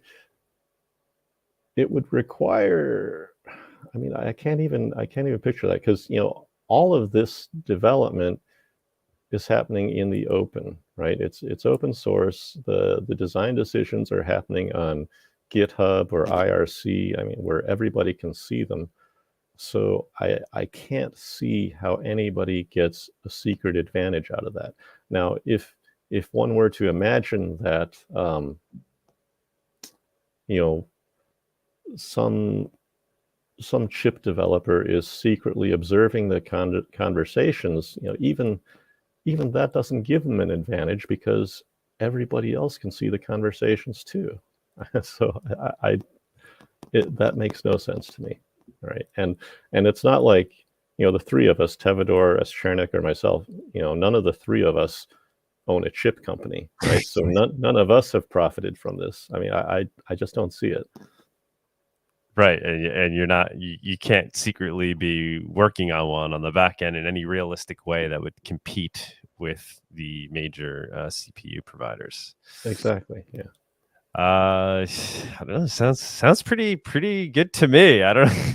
Yeah, so where do you think these arguments are really stemming from? Is it really that they have technical basis there, or you think there's something else going on there, and there's a reason why? I mean, even when RandomX was first proposed, there was some strong pushback in the community that didn't want to move in this direction, because they didn't want to prevent essentially the evolution of an ASIC market for Monero. Where do you think people? Why are people opposed to it? I mean, do you think it's really for technological reasons, or do you think they have some other incentive as to why they don't want to see something like a RandomX succeed? There certainly was a lot of philosophical debate about whether an ASIC market is good or bad, or whether a commoditized ASIC market would arise.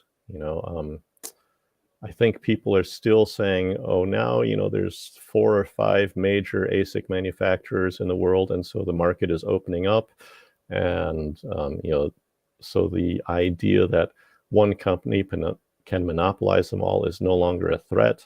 And I'm still not sure if that's a valid viewpoint, because you can see the reports that ASIC sellers are now having to do KYC, right? So they're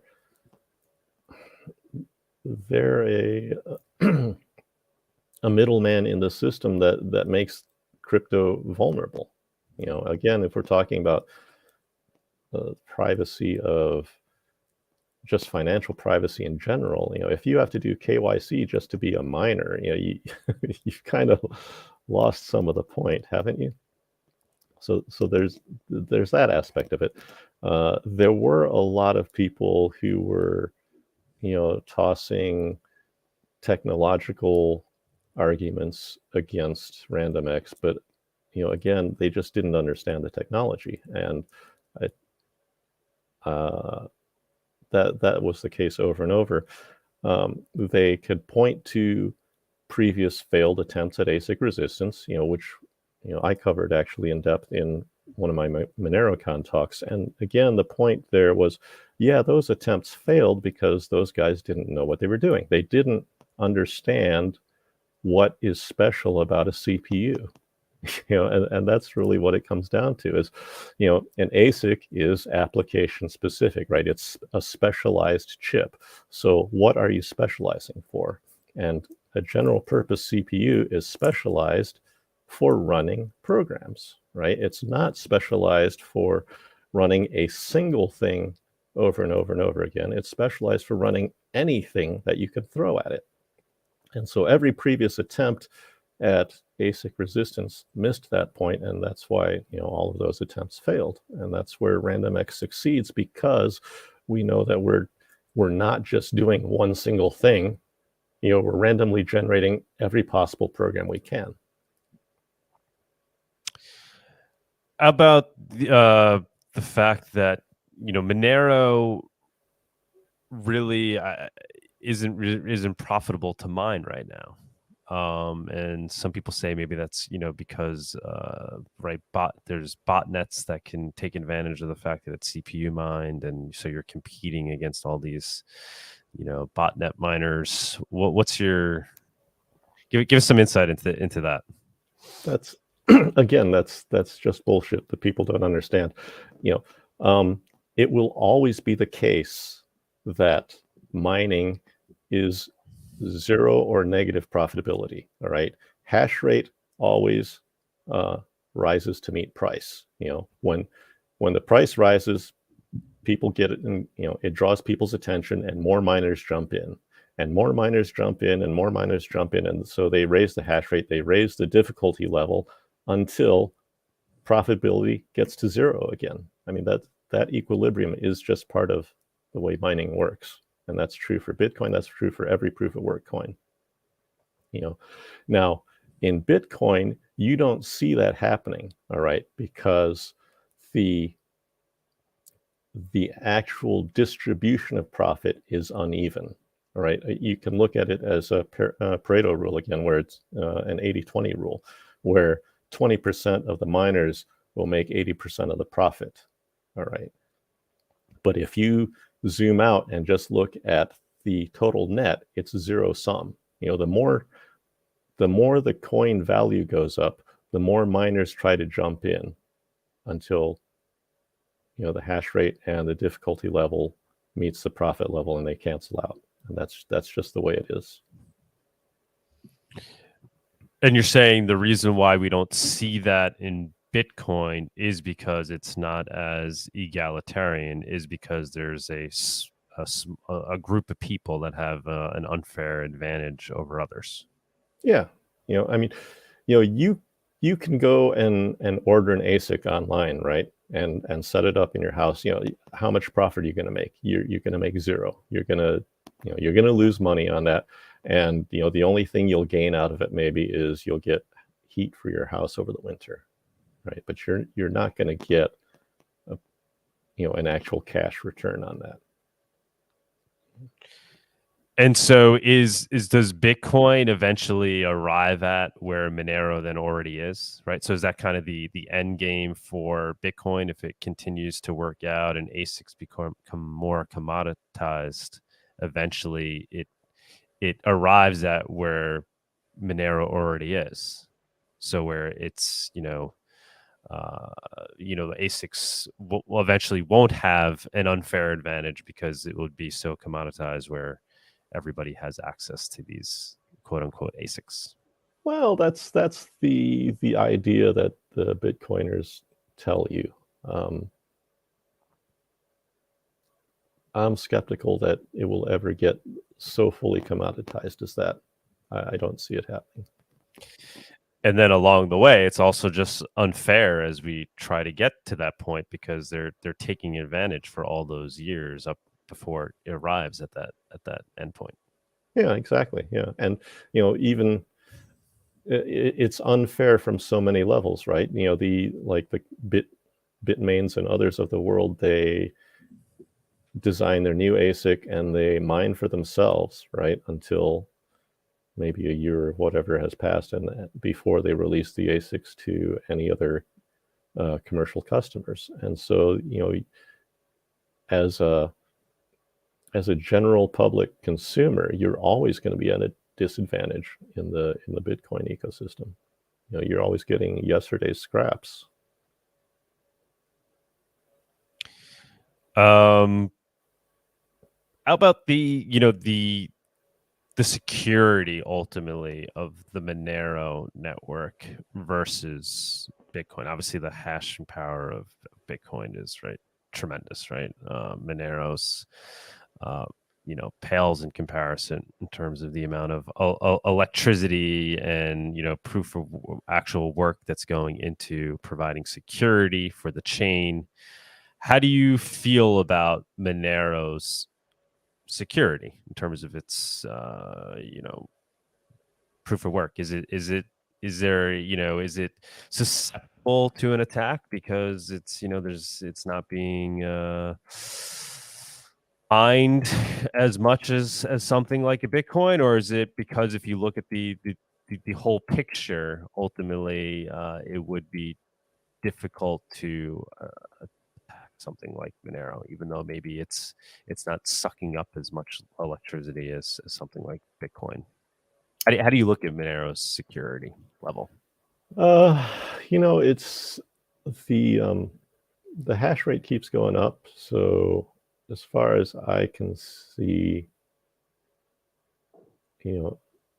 again, even as you say that mining is not profitable right now, mining is still happening and mining is still growing. So I think if anybody were to try and attack the network, they would find a pretty active resistance. But just like happened before with, there was no attack, but people were concerned about the Mine XMR mining pool having more than 40% of the hash rate, and Chernik just went in and rented a whole bunch of cloud mining hash rate to equalize in P2 pool. I mean, the thing about CPU-based mining is that it's not a fixed resource.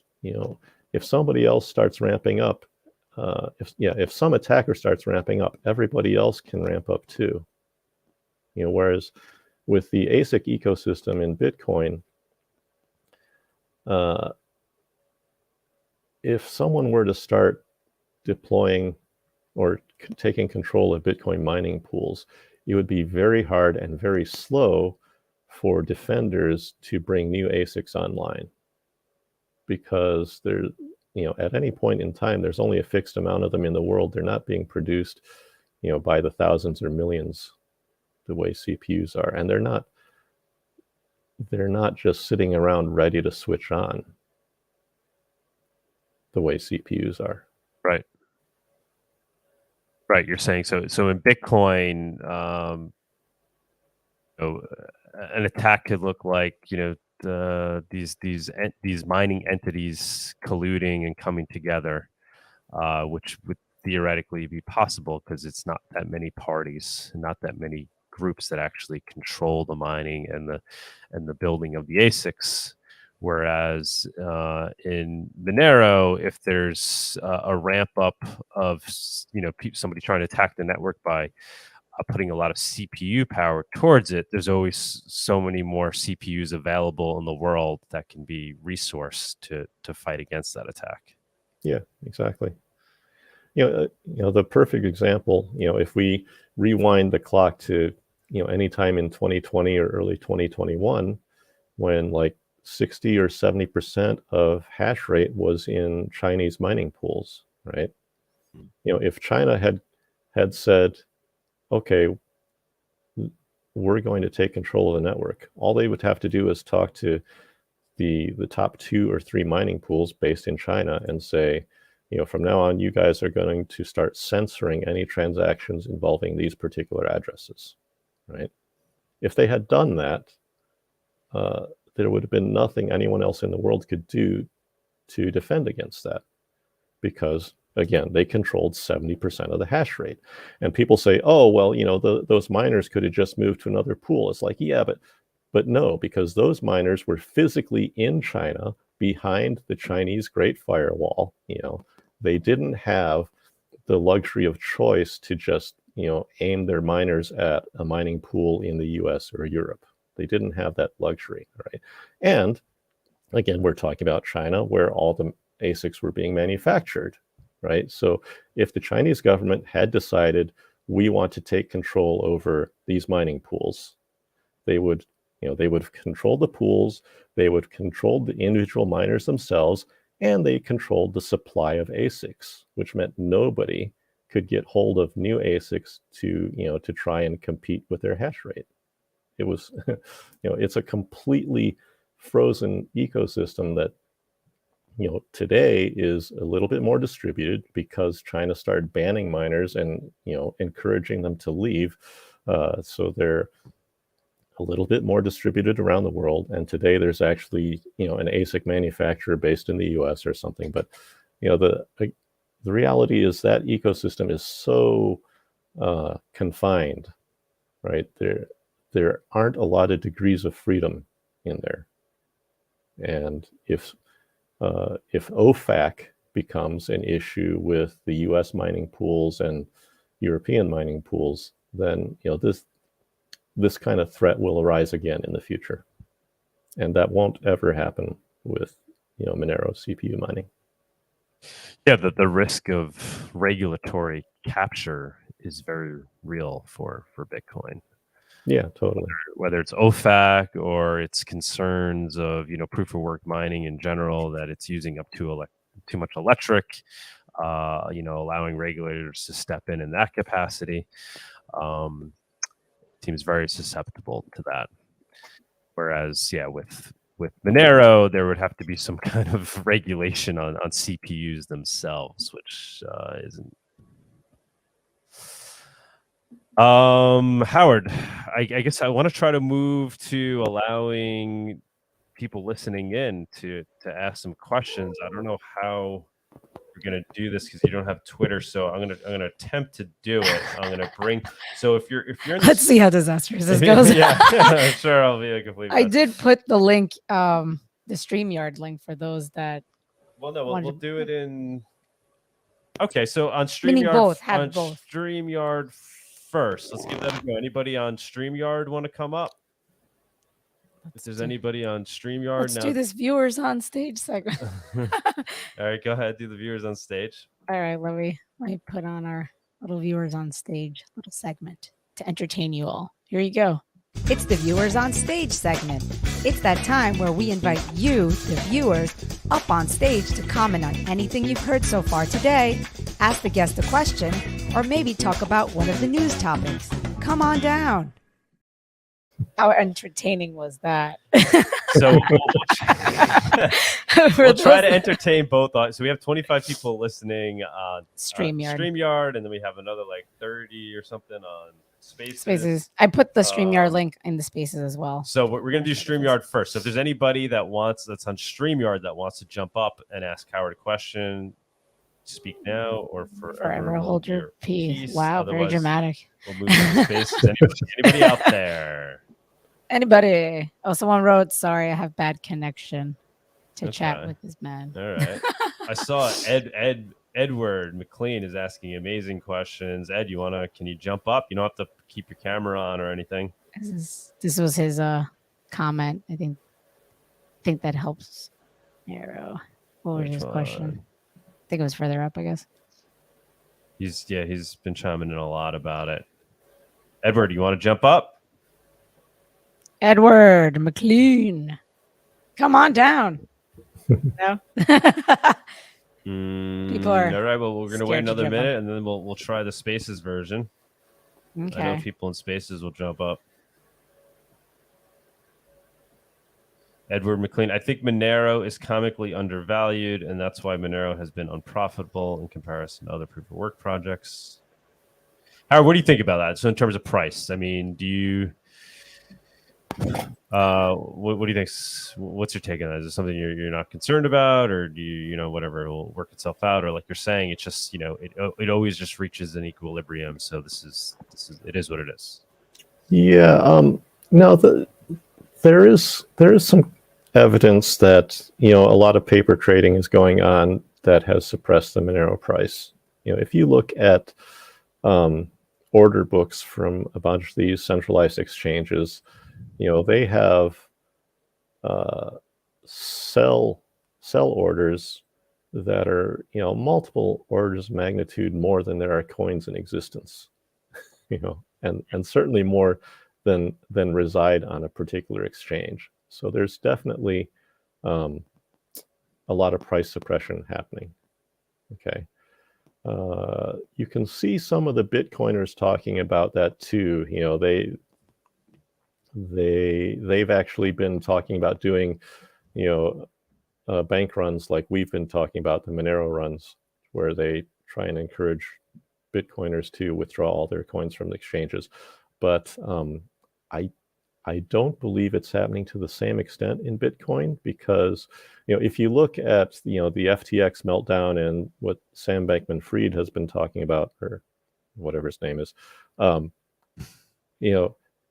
he actually admits that the reason Bitcoin jumped to $60,000 was because of their own leveraging and manipulation. So I believe in the Bitcoin space, the price has been artificially inflated, and maybe at the expense of every other coin in the ecosystem. But definitely, the Bitcoin price was artificially overvalued.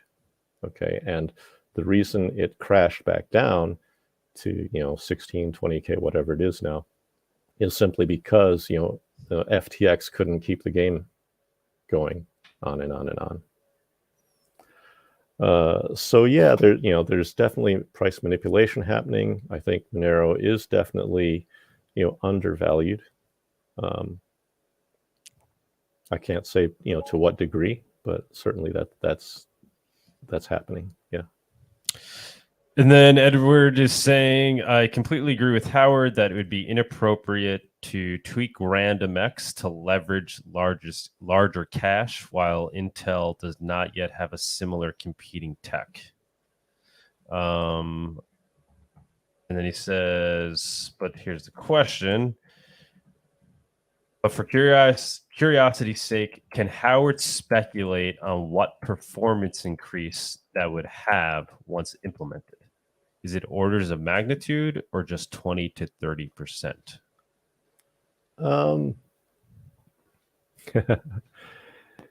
Yeah, it can actually become orders of magnitude. If we have that only on AMD and not on Intel, it becomes the difference between running a computation entirely in cache or being forced to go out to RAM, because RAM is, again, orders of magnitude slower than the on-chip cache. So, if you have a program that fits entirely on chip for the AMD but doesn't fit entirely on chip for the Intel, then yeah, it would be much more than a 20 to 30% performance difference. Okay. Anybody else in the StreamYard? I think that's it. I think we're gonna try to do Twitter Spaces. So I'm bringing up a few people to ask questions. I'm just gonna, Howard, can you on your end? Can you hear Twitter? Are you running Twitter on your end? Twitter Spaces? Yeah, but I'm actually not getting any audio there. Okay. So I'm gonna have to essentially relay the questions to you. Okay. Otherwise, I don't really. Or no, maybe I can share the audio on my computer, and he will be able to hear Howard. Okay. Or maybe not. I don't know. Just do what you're doing, and I'll see if I can. Yeah, but then No, I think now, right? I see another question here in the StreamYard from HBS. And he's talking about Here, a technical question, yeah. Right. I think that figure was valid for DDR4, and it should actually be higher with newer systems using DDR5. Okay. All right. I'm gonna try the Spaces thing. Howard, hold on 1 second. All right.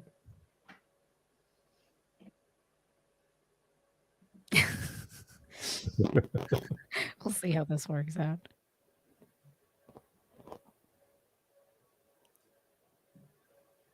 Okay, people in the Spaces, you want to come up and ask?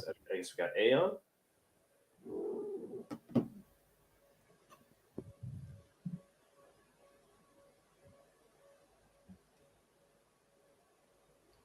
Aeon, can you unmute yourself?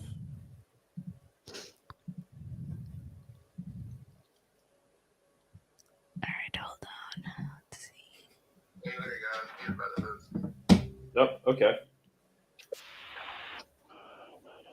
more just like a couple comments and observations rather than a question. Just been a long time Bitcoiner and then finally started using Monero.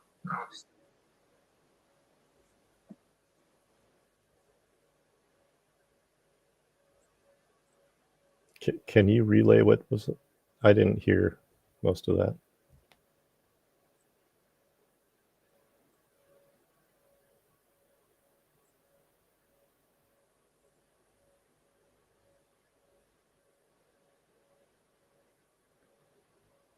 We've all gone very quiet. Can you hear anything or no? Howard? I can only hear you right now. I mean, I hear a little bit in the background. Oh, because he has it on speaker. Hold on a second. Let me see something.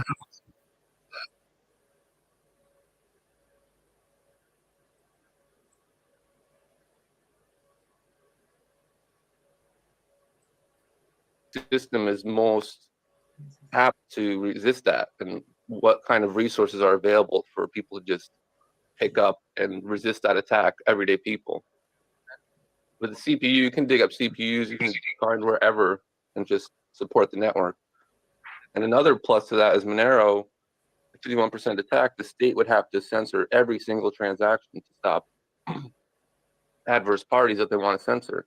With Bitcoin, they can just go to the big. Can you hear that, Howard? Area. You can still, yes, I can. That's great. But you have to censor these transactions. And so the fact that the UTXO set is transparent means the regulated ASIC miners can still make money on fees, and then just block, the few censored transactions that they don't want. So essentially, any known hash rate is a security risk. If you're any kind of hash miner, and the state has some way of knowing you're a miner, you're not providing security to the network at all. So yeah, that's just a few comments and observations I had. Yeah, beautifully stated. Yeah, I mean, do you any specific questions for Howard himself on these concepts? No, I'm pretty deep in it, so I just like to hopefully add some understanding and clarity for people. Greatly appreciate it, man. Good stuff.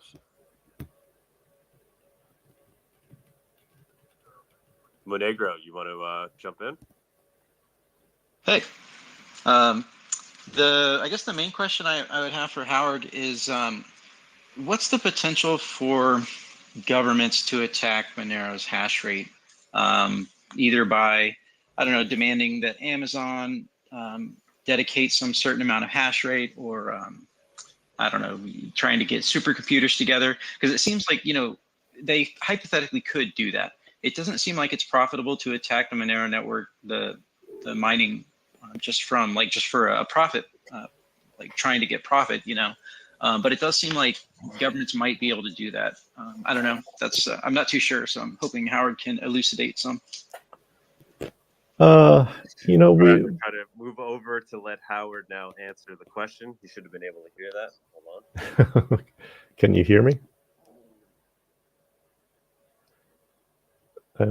We've had this discussion before. Move over.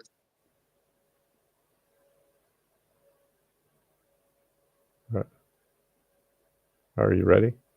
Yeah. Okay. We've had this discussion before. Move over. Oh, that's interesting. Big delay. Go ahead. Are you ready? Yeah. Yeah. Okay. We've had this discussion before. Move over. Oh, that's interesting. Big delay. Okay. Go ahead. Are you ready? Yeah. Yeah. Okay. We've had this discussion before. Move over. Oh, that's interesting. Big delay. Go ahead. Are you ready? Yeah. Yeah. Okay. We've had this. Okay. Yeah, we've talked about, you know, what would happen if, say, you know, Amazon or one of the other cloud providers were to be commandeered by the government, or, you know, say large supercomputing centers. And I suppose that's possible, but you know, it would, I guess, as a practical matter, it's not likely. But if we just talk about it from the technical side, yeah, it is possible.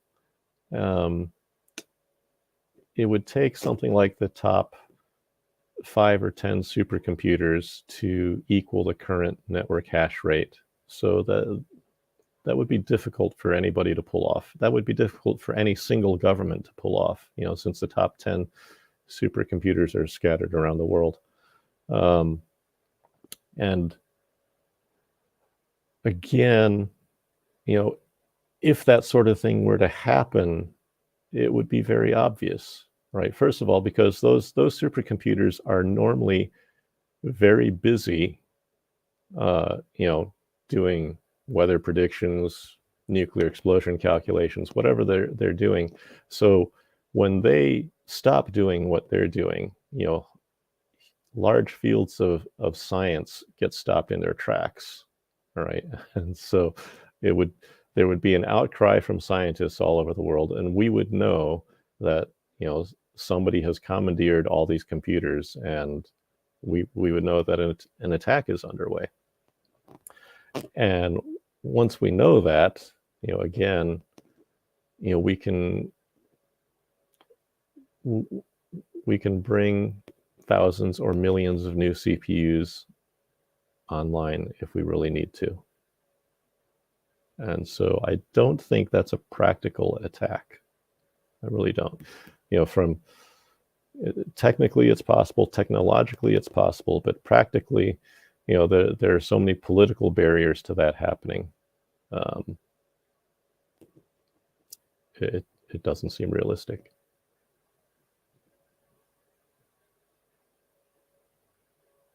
Good question. It's the moving back and forth, though. It's not going to work. It's not going to make forget. No, but I think we've kind of figured out. It's just going to take a second, because I guess when Howard talks, I have to log out of stop sharing screen, so then Howard can talk and everyone else listens. It's possible. It's just going to be. I mean, this is much smoother when the guests can be on Twitter Spaces. Because then I just share the audio on my computer, and then that's it. Yeah. I mean, we found a way. It's just, we're doing it, guys. We're getting the information. We figured it out. That's the most important part, right? You but have to it's go confusing. back and re-listen to them. So if I try and get into Twitter Spaces, though, I think I have to leave StreamYard. Yeah, but yes, you said you don't have the app, right? Right, I don't. So yeah, you wouldn't be able to talk. I think. Yeah, you can't talk on your the desktop. Web browser Yeah. version, is that?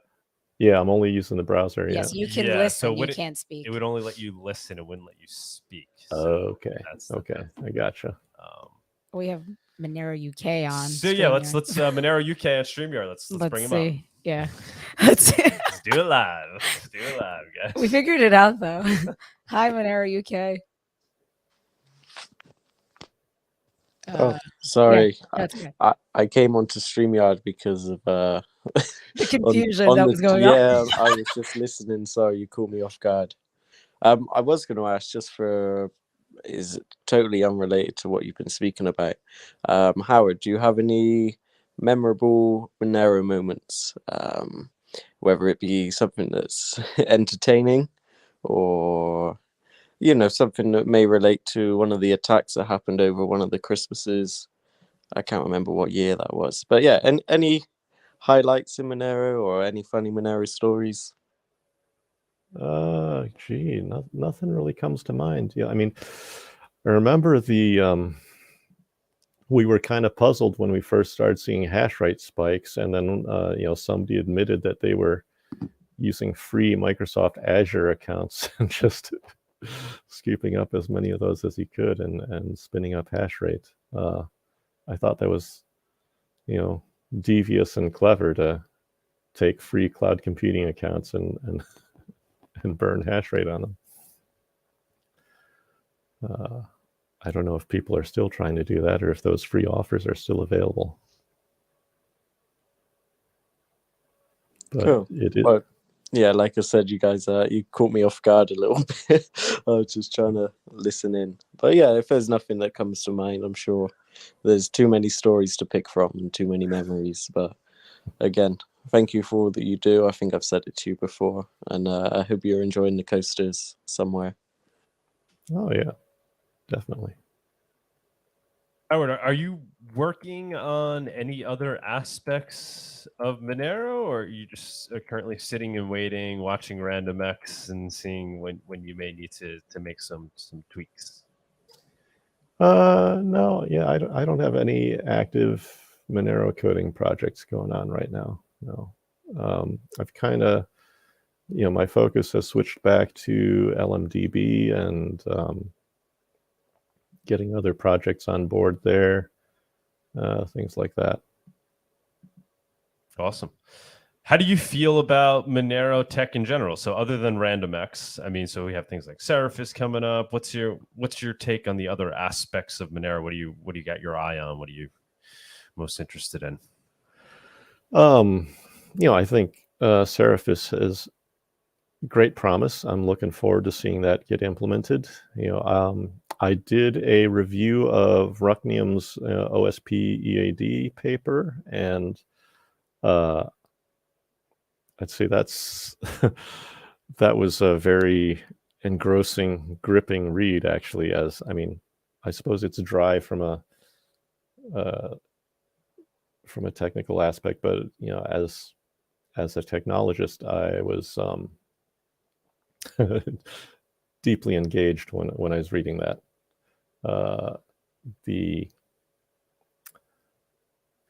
The potential for statistical attacks on Monero privacy, are, I think they cannot be overstated. The statistical attacks are can be very powerful.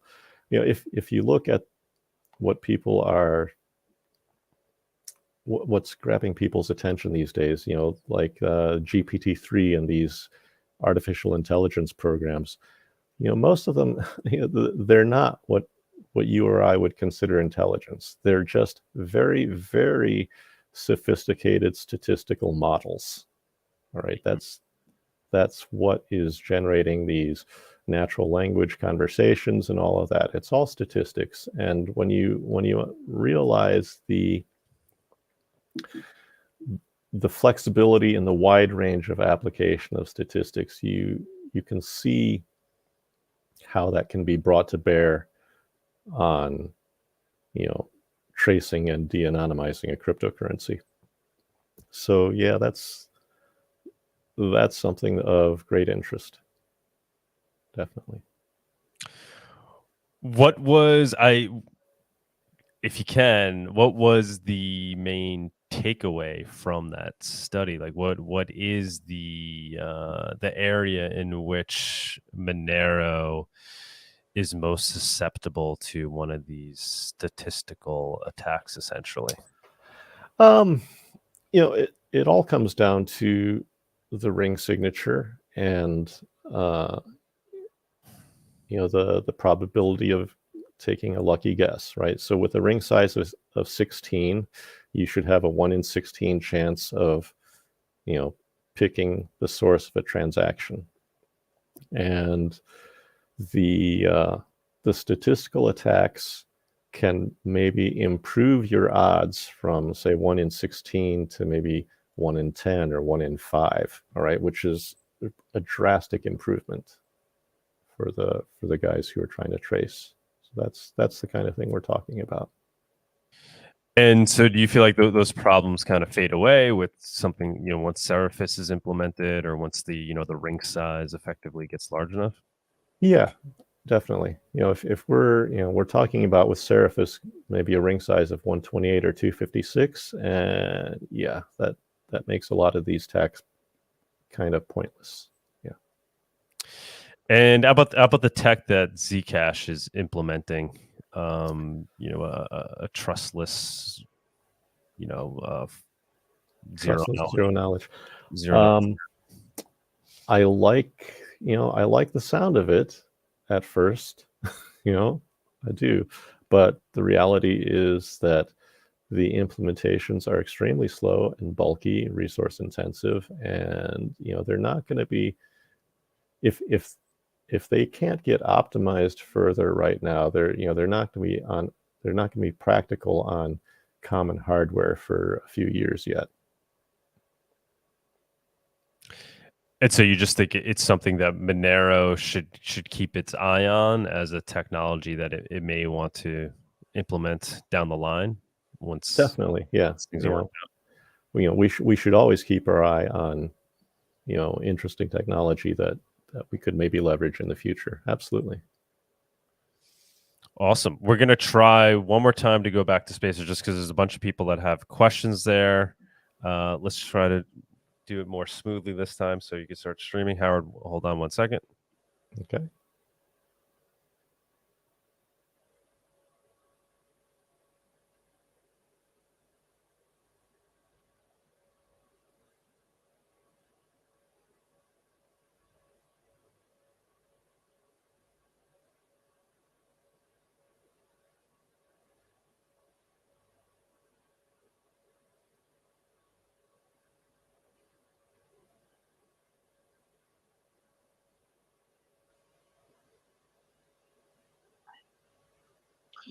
All right, guys.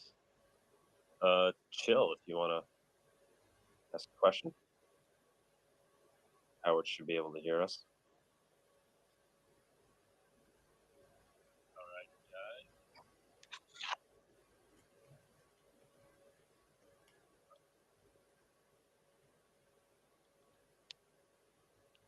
Chill, you there? Oh, yeah. Okay. I wasn't able to unmute. Oh. Okay, so Howard, thanks for joining us today. It was really nice to learn about your perspectives, and you don't spend nearly as much time with us as I would like to. So I have two questions. So one regarding your vision for Monero. So like, is there any technology out there that's on your radar that you would love to implement in the future? That's question number one. And question number two, which is kind of always on the back of my mind, is, I mean, so far we've seen some localized weaponization of surveillance, but we haven't seen any sort of mass weaponization, right?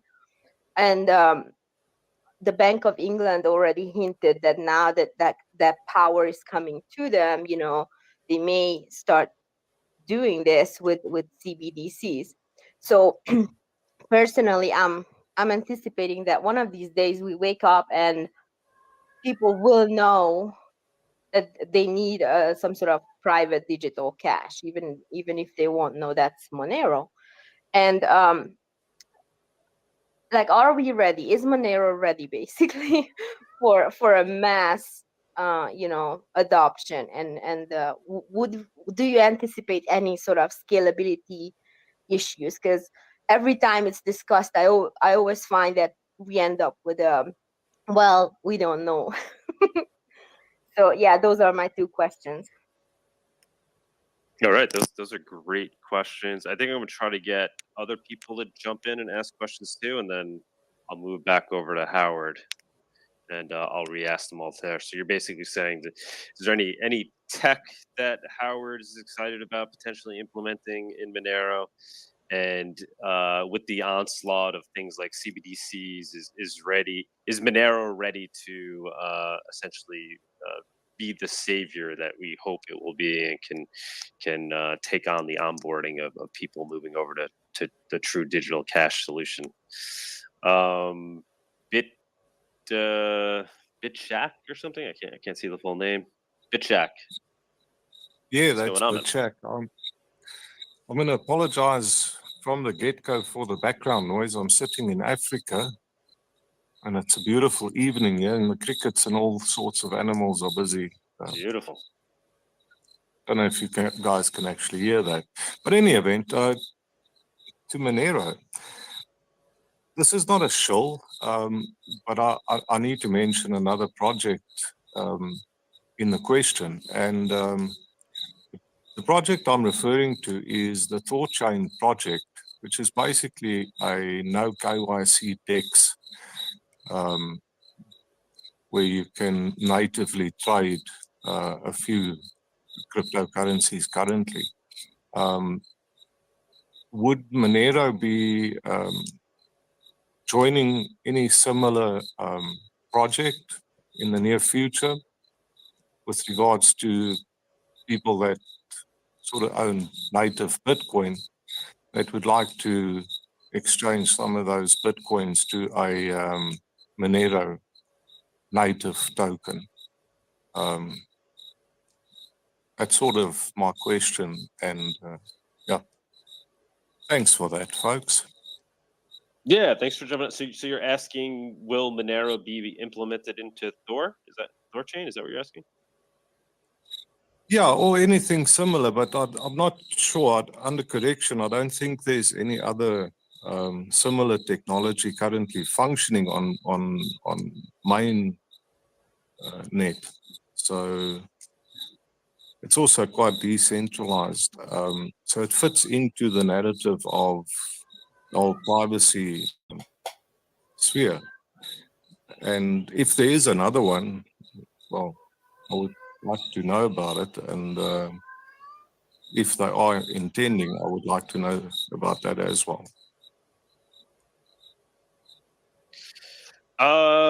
Yes. So I mean, with regards to ThorChain, I'm not sure currently of where they're at. They were trying to implement Monero, working with Haven, but I believe development has stopped on that because they were reluctant to add privacy coins. Believe it or not, that was the last. I don't know what the most recent developments on Thor have been. If anybody wants to jump up and talk about where ThorChain development is at with regards to adding Monero, please do. People that have information on that. With regards to other options, Sarai DEX is being developed, and that aims to be a decentralized exchange. Actually, something similar to Thor in nature is my understanding, but it will most definitely have Monero implemented. It's essentially being built around and for the purposes of being able to swap in and out of Monero into other cryptos in a decentralized manner. So that's being worked on currently as we speak by Luke Parker. He's leading the way with that. He's actually going to be a speaker at Monerotopia, and so we hope to see some quick, speedy developments there, and I think we will. So if that answers your question, anybody else want to jump up to ask a Howard related question? And BitShares, I hope that answered your question a little bit. Yeah, I just if you've got a link to that project, I would like to have it. If you could post it in the nest or something, that would be great. Yeah, we could try to put that up there, or even if you just go to Monerotopia.com, you'll see Luke Parker there. He's the developer of it. Cindy, if you want to post it up there, for sure. Definitely keep your eye on that. Anybody else here that wants to ask questions? Anybody else that wants to request to come up to speak, ask something Howard related?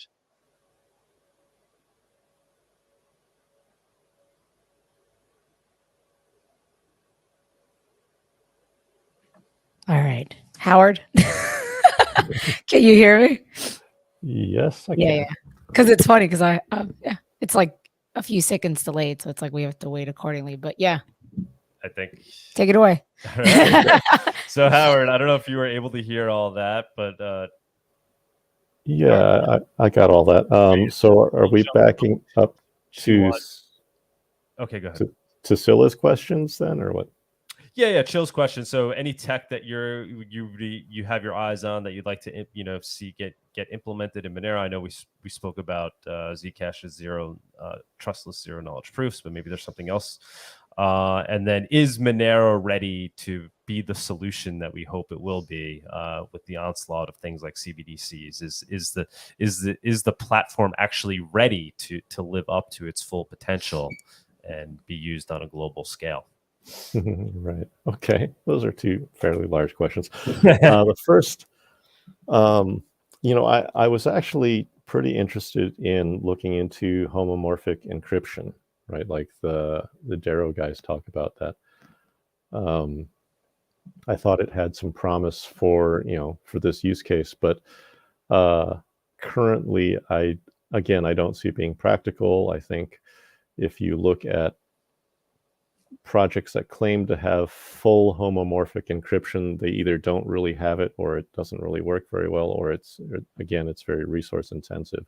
So, it's something that sounds good to me, and I'm still paying attention to it, but probably not anytime in the near future.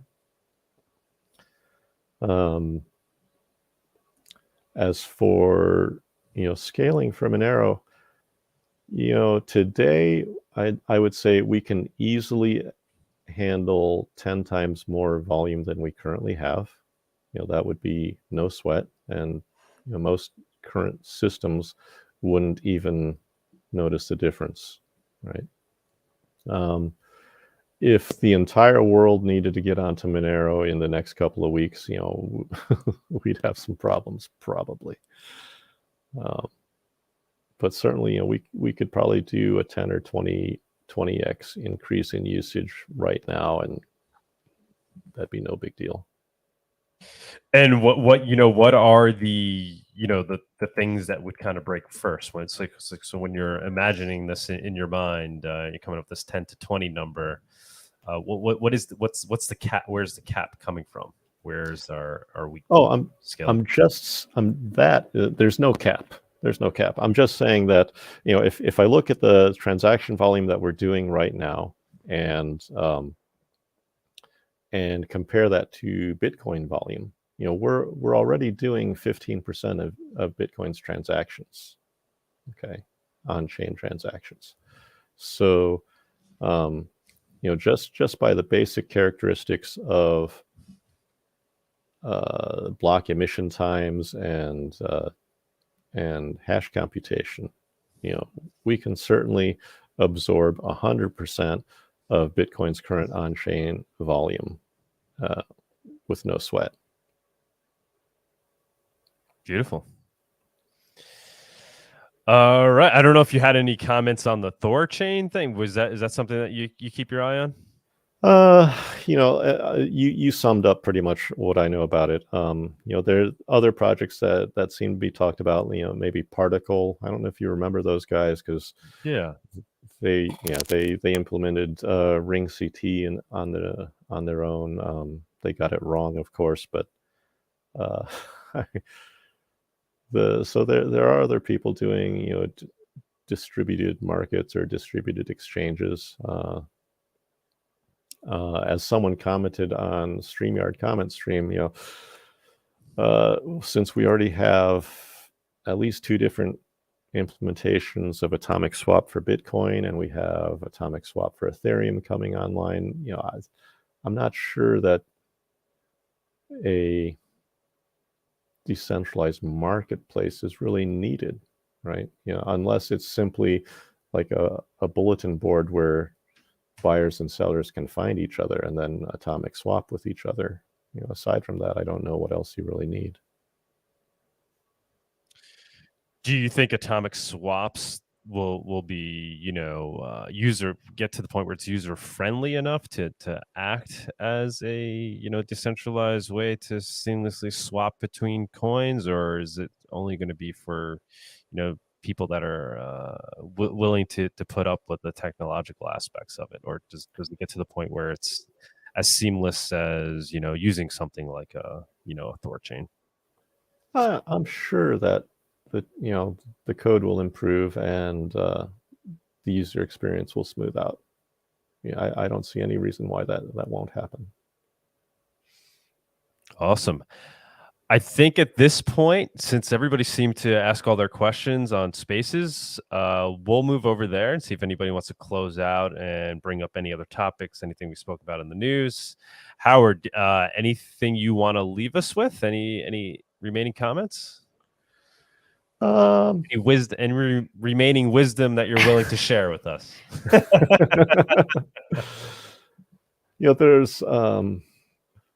There was some question again about, has Monero failed because nobody built an ASIC for it, right? I think Peter Todd tried to get at this. That's saying because the market cap wasn't high enough or the mining reward isn't high enough, there hasn't been incentive for ASIC makers to even try, and that's a question that's worth considering. If you look at the price chart, actually, Monero's price has gone high enough, or was as high as it was in 2017, 2018, when it clearly was viable to build an ASIC. Then, the incentive definitely was there. The prices have reached those levels again, and nobody is doing it. So I think we're in good shape, but that is a question that I don't have a definite answer to right now. So, yeah, and it's a strange argument to make because, like you said, I mean, we saw it happen in the past where Monero was at the same, I guess, an even smaller market cap number at the time, and ASICs were developed. Yeah, exactly. Right. Yeah. And so we're not seeing them as far as we could tell now. So that doesn't seem to be an issue of market cap. It could be just an issue of that they're not incentivized to do so because they realize they're going up against these CPU providers that have all these economies of scale and resources, right? Yeah, exactly. Howard, thank you so much. Greatly appreciate you putting up with us and all our antics over here. Always a pleasure to speak with you and see what you're tweeting out there on Twitterland. The Monero community greatly appreciates everything you've done and continue to do. Hey, well, thanks for having me on. It's been interesting. Thanks for the questions, you guys. It's been an interesting experience. We pulled it off. We figured it out. This was our first time. So thank you for your patience. We'll take that as a compliment. Yeah. All right, we're going to move over to Spaces. Howard, thank you so much. Thank you so much. If there's anything we could do to get you over to Mexico City, we're more than willing to make that happen. So I'll continue to slightly pester you on that. I hope that some miracle happens. All right. Thanks again, man. Thanks, Howard. Appreciate it. Bye-bye. Take care. All right. Bye-bye. All right. So we'll move over to Spaces for one last time. You want to stream it over here so people in here could hear it? Yep. Give me 1 second because it takes a second. But now we'll be. That's why I couldn't hear it again. Here could hear it? Yep. Give me 1 second because it takes a second. But now we'll be. That's why I couldn't hear it again. Here could hear it? Yep. Give me 1 second because it takes a second. But now we'll be. That's why I couldn't hear it again. Okay, guys, we're back over here. We can. Anybody else just want to jump in and have some casual chat here? I will. Anybody that's up on stage already, chill. I'm gonna add you as a speaker. Anybody else want to jump up? Tony, if you're out there.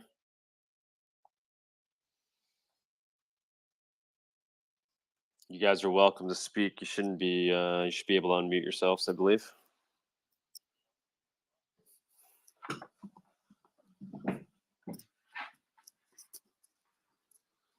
Jill, Monegro. Tony had to leave. Oh, hold on. We got somebody here. Format.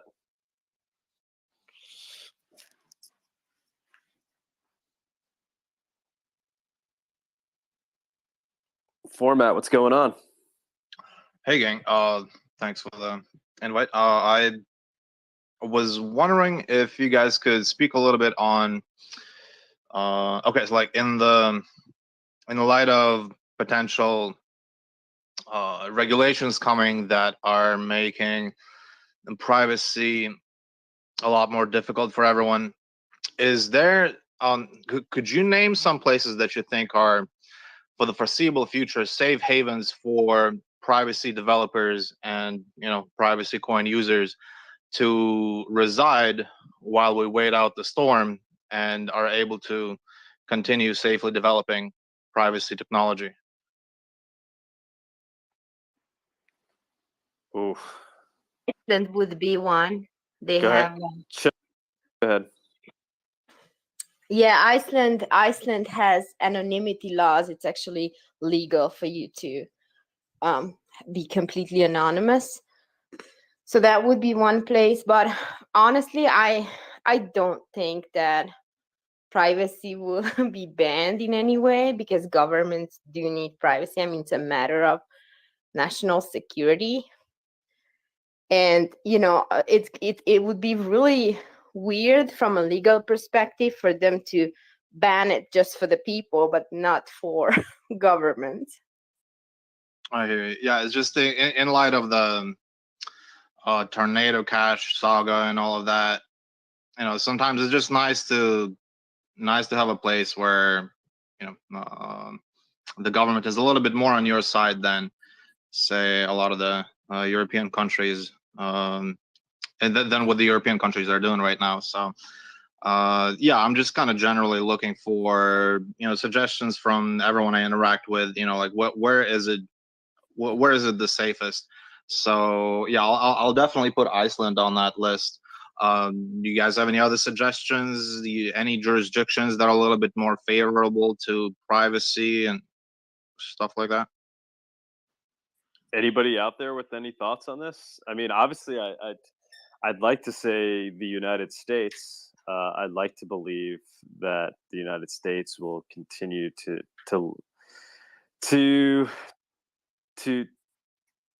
maintain some of the basic rights that they claim to provide us, and I like to believe that we have a system in place that where it would be difficult for the U.S. to take an action like ban a technology like Monero or some other crypto. But we saw what they did with sanctioning Tornado Cash. So who knows? And who knows if, if that was, I mean, obviously it was an overreach, but if that's something that becomes the norm and they try to even take another step forward, or if now they'll, kind of retreat back. So I would like to say and hope someplace like the United States maintains a place where people can work on these technologies. But unfortunately, I can't predict the political future.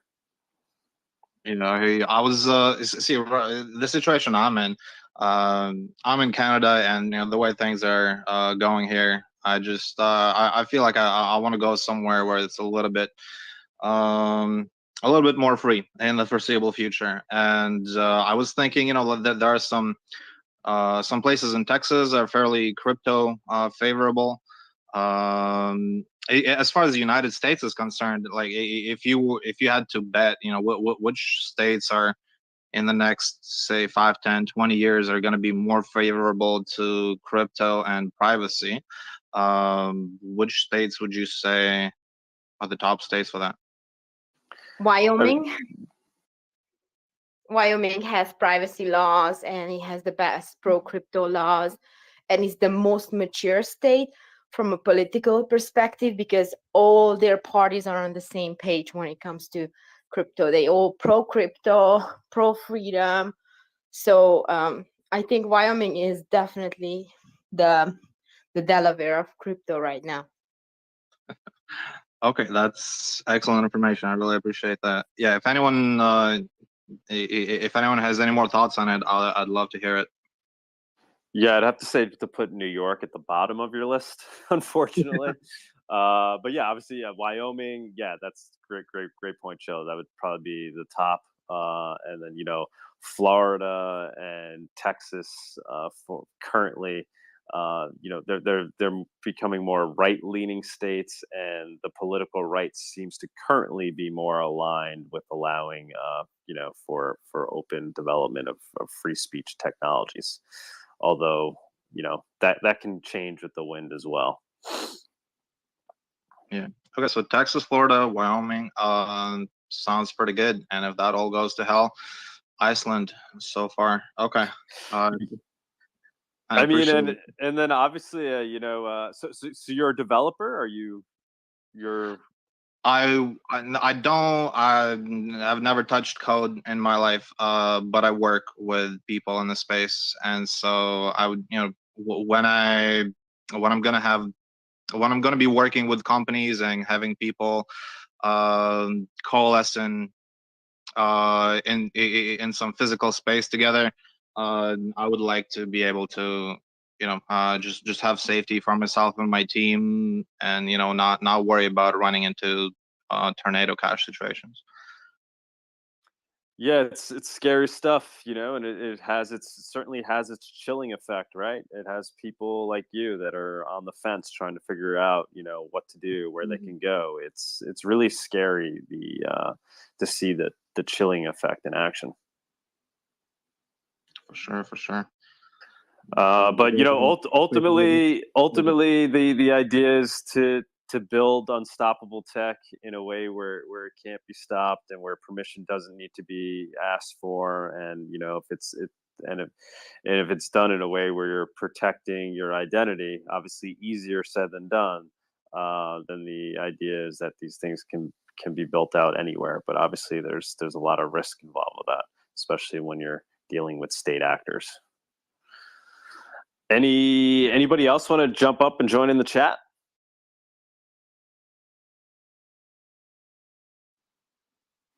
How can we get Howard to Monerotopia, dog?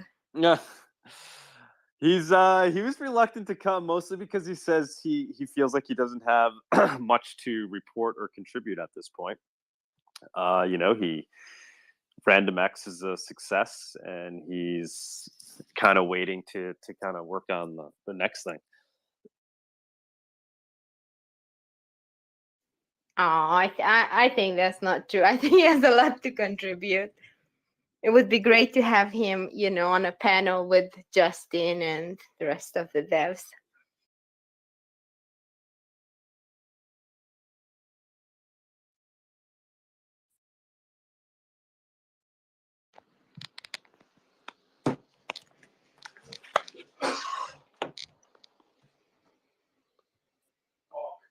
Hey guys.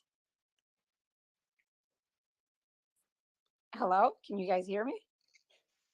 Hello. Yeah, I can hear you. Hi. Having Sorry, some guys, technical had like a difficulties? coughing thing. Yeah. Well, I had some kind of random commentary on the question of whether or not Elon Musk can build a new cell phone. I think the answer to that is pretty much no. At least it's not going to be as good as Graphene OS on a Google Pixel 6 or 7. The problem is that to make these high-end devices, like you can do it. For example, Purism is a company making an open source cell phone from scratch. But this stuff is really hard to do. Like in terms of, for example, the silicon that you have to source, there's only a few world-class fabrication facilities, semiconductor plants that produce these things at the kind of scales that you need for it to be like a truly phenomenal device. So Musk is going to have the problem that he, you know, with the whole Twitter thing, he kind of made a really huge contract and then tried to go back on it. So it requires loads and loads of contracts and partnerships and all kinds of stuff that he might have problems doing that now going forward into the future, since he tried to bail on the Twitter deal. Now, don't get me wrong, I am very happy that Musk bought Twitter, because that does give us a significantly better opportunity to have some free speech. And as much criticism as I have to say from us, that's actually one thing that that I really am happy that sale did go through. So, but just overall, when it comes to making a cell phone, your best bet is to install Graphene OS on a Pixel 6 or 7. You're going to have a really hard time. Like, you could throw billions of dollars at this in a decade, and probably Musk still wouldn't be able to produce a phone as good as an Apple or a Pixel. And again, the freedom that you get with Graphene OS, right? The open source, privacy respecting, sandbox kind of stuff. That's going to be really, really hard to duplicate. You could say that I'm kind of skeptical. I don't think he'll be able to do that. It's just, this stuff is so complex. It's just unlikely that that's going to happen. It is pretty interesting, though. I mean, I don't know the tech well enough, but isn't the Tesla cars themselves, I mean, aren't they kind of just, large cell phones driving around? Kind of, but not exactly. They have a lot of space. Like, for example, in the Tesla car, you can have a tablet there. I don't think they're producing their own tablets. I'm pretty sure that's like, I'm sure there's like some kind of deal where they have a company that's producing for them, that they have specialized software that goes in there. I'm sure there's all kinds of partnerships, but it's a whole different ballgame when you want to make a new cell phone. Like, so for example, they've got to choose a chip design and instruction set. They have to find a fab that will produce it for them. And the other problem that you run into is that there are very few engineers that are top level enough to bring these kinds of devices to maturity. The ones that do exist, they're already working at very high pay somewhere in their niche, or they're already retired, or they moved on to financial markets, because that's really where the big money is to be made. So the problem is there's not a shortage of engineers in the sense that, like, we don't have enough to go around at the moment. But it's like, if you wanted to produce a new mass-produced cell phone like this, it's just that's going to be really hard for so many reasons. And no, the Tesla vehicles aren't really, I wouldn't put them at the same class of these mobile devices. And just that you have a little bit of background, I actually worked at Samsung Austin Semiconductor. It's a fabrication facility. There's really only a handful of these facilities in the world that can produce these chips. So I do have a little bit of experience as a semiconductor process engineer. Oh, wow. How about the fact, yeah, Starlink is also kind of an interesting tie-in here, right? So if he were to go in that direction, how do you see that playing into it? The fact that he would also have this Starlink utility to be able to link up the phones with. That would be pretty cool. Right now, I don't think Starlink is profitable for him at all, which is kind of why he was asking the U.S. government, the Pentagon, for to give him some more money. At least one of the videos that I saw on this made it seem like the price points don't really make a whole lot of sense for Starlink. But we don't see any of SpaceX's books because they're a private company. They're not publicly traded, so they don't have to do the kind of reporting that a normal public company would have. But hypothetically, I mean, that sounds phenomenal. Like that sounds like that would be really cool. And who knows? Maybe if you give him a decade and he can get billions of dollars, he could probably, you can definitely put a cell phone out there. It's not that you can't do that. There's already companies with way less funding and reach and popularity that are doing that. It's just a matter of, can you do it at a cost that rivals your competitors along a timeline that's reasonable, and to produce a product, that's comparable to what they're producing. So that's a very long road. I'd say it's at least a decade if he was going to maybe be able to do that. Yeah, I mean, it's kind of like if 15 years ago, 20 years ago, we were saying, would it be possible for a new car provider to come out of nowhere and create an electric car that can rival with all the big guys in the space? Yeah, I mean, that was definitely not an easy thing, and they've been they haven't been profitable until very recently. Like they had turned a few quarters of profit here and there. But I think it's only been as of the last year, maybe two, that they've actually turned profitable quarters on Tesla. So I mean, it's doable. It's definitely not that it can't be done, but it's not, it's not as easy as people might think that it would be. But I mean, for me, Graphene OS, it's such a good solution. Like anyone can install this. You can install it in like 20 or 30 minutes. You don't need to be technical at all. They've just made the entire thing seamless. You just plug your phone in, go to a website, do a couple things, and you've got Graphene. You've got Google Maps. You've got all your Google stuff that you would normally need, so you can access your bank account, stuff like that. But everything is sandboxed, so it's like incredibly hardened, very well tested. It's just like that's the top of the game when it comes to cell phone security and freedom. One thing I wish Graphene would do is start to support other devices too, because I know like in the US it's not hard to get your hands on a Pixel phone, but my sister, for example, in the UK said she can't even find one. So I don't know if that changed in the meantime, but I do think that the Achilles heel of Graphene and Calyx OS is that they solely focus on Pixel devices. And I wish they supported other devices as well. Yeah, definitely. I mean, Google Pixel is a great phone, probably one of the best out there. But yeah, that does limit their reach for sure. It would be nice to see some other devices. How usable is Graphene for you on a daily basis? I mean, what are the issues with it compared to the traditional phone systems? Honestly, for me, it's seamless. A year ago, I couldn't have said that, but the way that they did the sandbox Google Play, it's totally seamless. Especially if you have like a new Pixel, like I got a new Pixel 6 Pro, and it's literally the best phone that I've ever used with Graphene OS. So there was just, yeah, just like hardly anything to complain about. It can be just slightly slower sometimes because they, when you spawn new processes, they, I don't know, something with their hardened memory allocator. I think they spawn an entirely new process from scratch, something like that, as opposed to what you might see on other phones. Like Calyx has some kind of optimizations that makes it run faster, but it's technically not quite as secure. And how much privacy would you say you're really gaining from using it at the end of the day? A lot.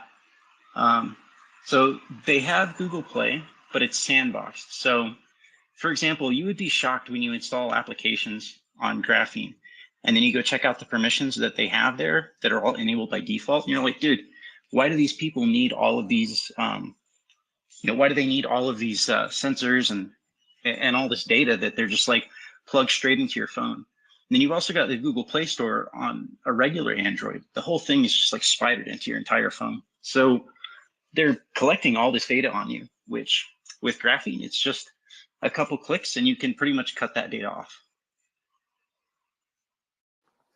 Yeah, and they steal your other stuff too. So for example, if you have an Uber app, dog, they have a copy of all your cat pictures and stuff. And I just like don't understand why they need that sort of data. So like sometimes you have spying from one app to another. So it's awful, like the best way. With graphene, you like everything you do is downloaded anonymously. And so they don't have they can't steal data. And if you're downloading something from the Aurora store, you get the warning that this comes with trackers. So at least you're making conscious decisions. Yeah. The one thing that you have to do for the Google Play Store is you have to give them your Google email address for that to work. But you can also use something called the Aurora Store, which is kind of like an anonymous copy of the Google Play Store. But yeah, the default sandboxing that graphene does between applications, like it's really hardened down, like everything. Just it prevents communication between these applications that you didn't specifically allow. Or like, for example, when I get on the Twitter Spaces here, my app asks me every time if I want to allow it to access my microphone or access my video, and that happens every single time because there's a specific setting that says ask every time or allow it to use only when the application is running. So it's just like the defaults on graphene are really good. And I know that there was some kind of like drama with Daniel McKay, where I don't know, I guess he was being a bit paranoid. And but honestly, like I would much rather have someone that's totally paranoid like that,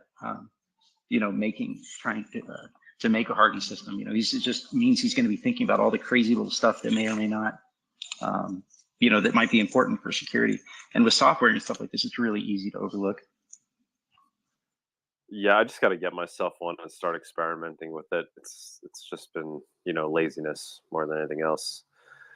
And that's usually the problem with these things, right? You just go with the easier solution, which obviously there's always a cost to that. What do you guys think about Fairphone? I know it's another supported phone besides Google Pixel, at least on Calyx OS. I'm not sure about Graphene. What do you guys have any experience with the Fairphone? No, I've never heard of it. And how about Micro G? I know Calyx uses another Google carrier type infrastructure called Micro G. What do you guys think about the privacy features of that? Some of the reading, a couple articles that I've read, it seems like Graphene OS is the more secure implementation between Graphene and Calyx. Maybe, I guess I can't send that link out here, but yeah, I mean, there's a number of things that they're doing in Graphene that are just kind of, it's just better. Like the way that they go about it is better. I'll try and send that article out. I completely agree. I was just thinking about maybe like from an onboarding perspective or as a first privacy type phone, maybe something that more along the lines of like, I use Graphene OS as well, and I know I have some hard times with certain services that, like Google carrier services are required and that I can't really use it the way a normal Android would handle those services. So just from that perspective, something with Micro G would be a better first step. And then of course, how long ago was that? Was that recent, or was that maybe like a year ago? Yeah, exactly like a year ago. Okay, so I started with Graphene about maybe 15, 16 months ago, and I did it on a Pixel 4a. So the combination of my cell phone not being that, I don't know, capable, right? It's not like a really high powered device. And with the fact that Graphene hadn't like fully seamlessly integrated sandboxed Google Play, I did have issues with graphene, but that was like 15 months ago. But ever since I got my new Pixel 6, and ever since graphene created the sandbox Google Play, it really is like, it's totally seamless. It's not shill. I'm not like overhyping that. There might be like just a couple pieces that are, okay, you might have a little bit of difficulty with, but it's honestly, it's almost entirely seamless. So I would definitely recommend, especially if you have like a Pixel 5 or 6, to give graphene another try. That's a great information. Thank you, because I'm exactly in those shoes. I have the 4A, and I like 15 months ago, like 12 months ago, I was on graphene, and now I'm on Calyx, but without the the micro G. So, but I was thinking just from an onboarding, like as a first recommendation for somebody who's trying to take the first steps, but then if they have the 5 or the 6 of the Google Pixel, for sure they can use it now. Yeah, I would definitely, like, as a first step, the first thing I would definitely say to go with graphene. Like, it's so easy. Like, you go to a website, you plug in your phone, they give you like 3 instructions on how to unlock your bootloader. You just basically reset your phone and you press a button, and then they install everything. Like, the website just takes care of everything, and 20 minutes later, you've got yourself a graphene phone ready to go. Awesome, man. Thank you for the info. Yeah, my pleasure. Ronan, great questions, man, and thanks for all the help that you've been doing behind the scenes with Monerotopia. Appreciate it. Oh, it's my pleasure. You guys are doing an awesome job, and I'm happy if I can help out. Awesome. Bawdy, you want to put in the comments? You could post a link. If you post the link, so like, where's the best resource for somebody interested in going the graphene route from scratch to get onboarded?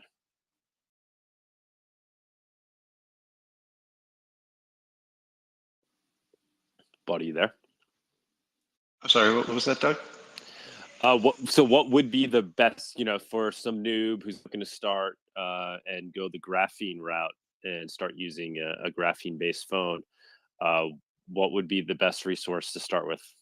And if you want, you could post it in the comments, and I can pin it. Oh, okay. Yeah, it's just I think it's grapheneos.org. I don't know. I haven't been to their website in a while, but let me plug it in here. Make sure that's right.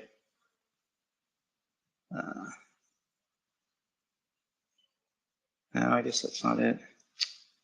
I don't know. I'm not at my computer. I don't know. You'll probably heard some of the street noises. No worries. You could tweet it. You could tweet it out. Anybody else want to jump up and throw any comments in based on what we've been talking about today? We spoke about a lot of things.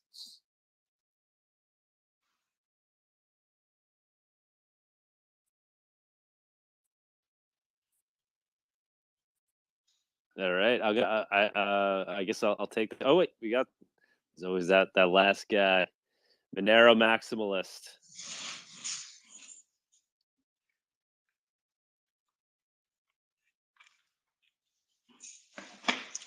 Monero maximalist, go ahead. Hey there, I just want to say thank you for what you do, Doug, and thank you so much for the price analysis, Bawdy. Awesome stuff. Hey, my pleasure. Yeah, very much welcome, man. Any you coming down to Monerotopia, maximalist? Oh, I wish. I'm not able to travel down there this year, but definitely have a dream of going down there and being a part of that for sure.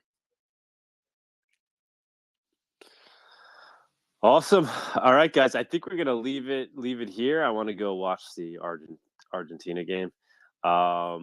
Everybody, thanks for jumping on, and we will see you next week sometime, Saturday, 11 a.m. NYC time.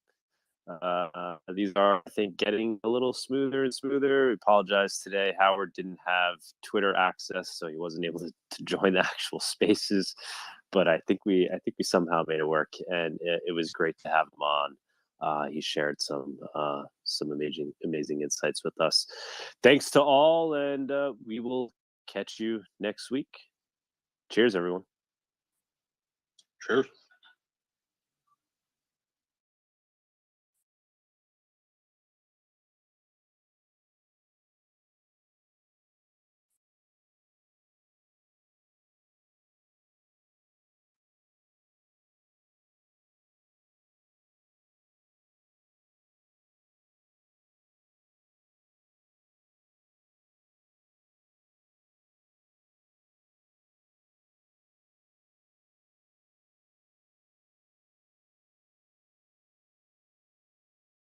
Thank you for joining us on this week's Monerotopia episode. We stream live shows every Saturday at 11 a.m. Eastern. You can find and subscribe to our show on YouTube and Odyssey, or listen to the podcast on iTunes, Spotify, or Stitcher. Don't forget to follow us on Twitter or join us in the Monerotopia Telegram group. See you all next week.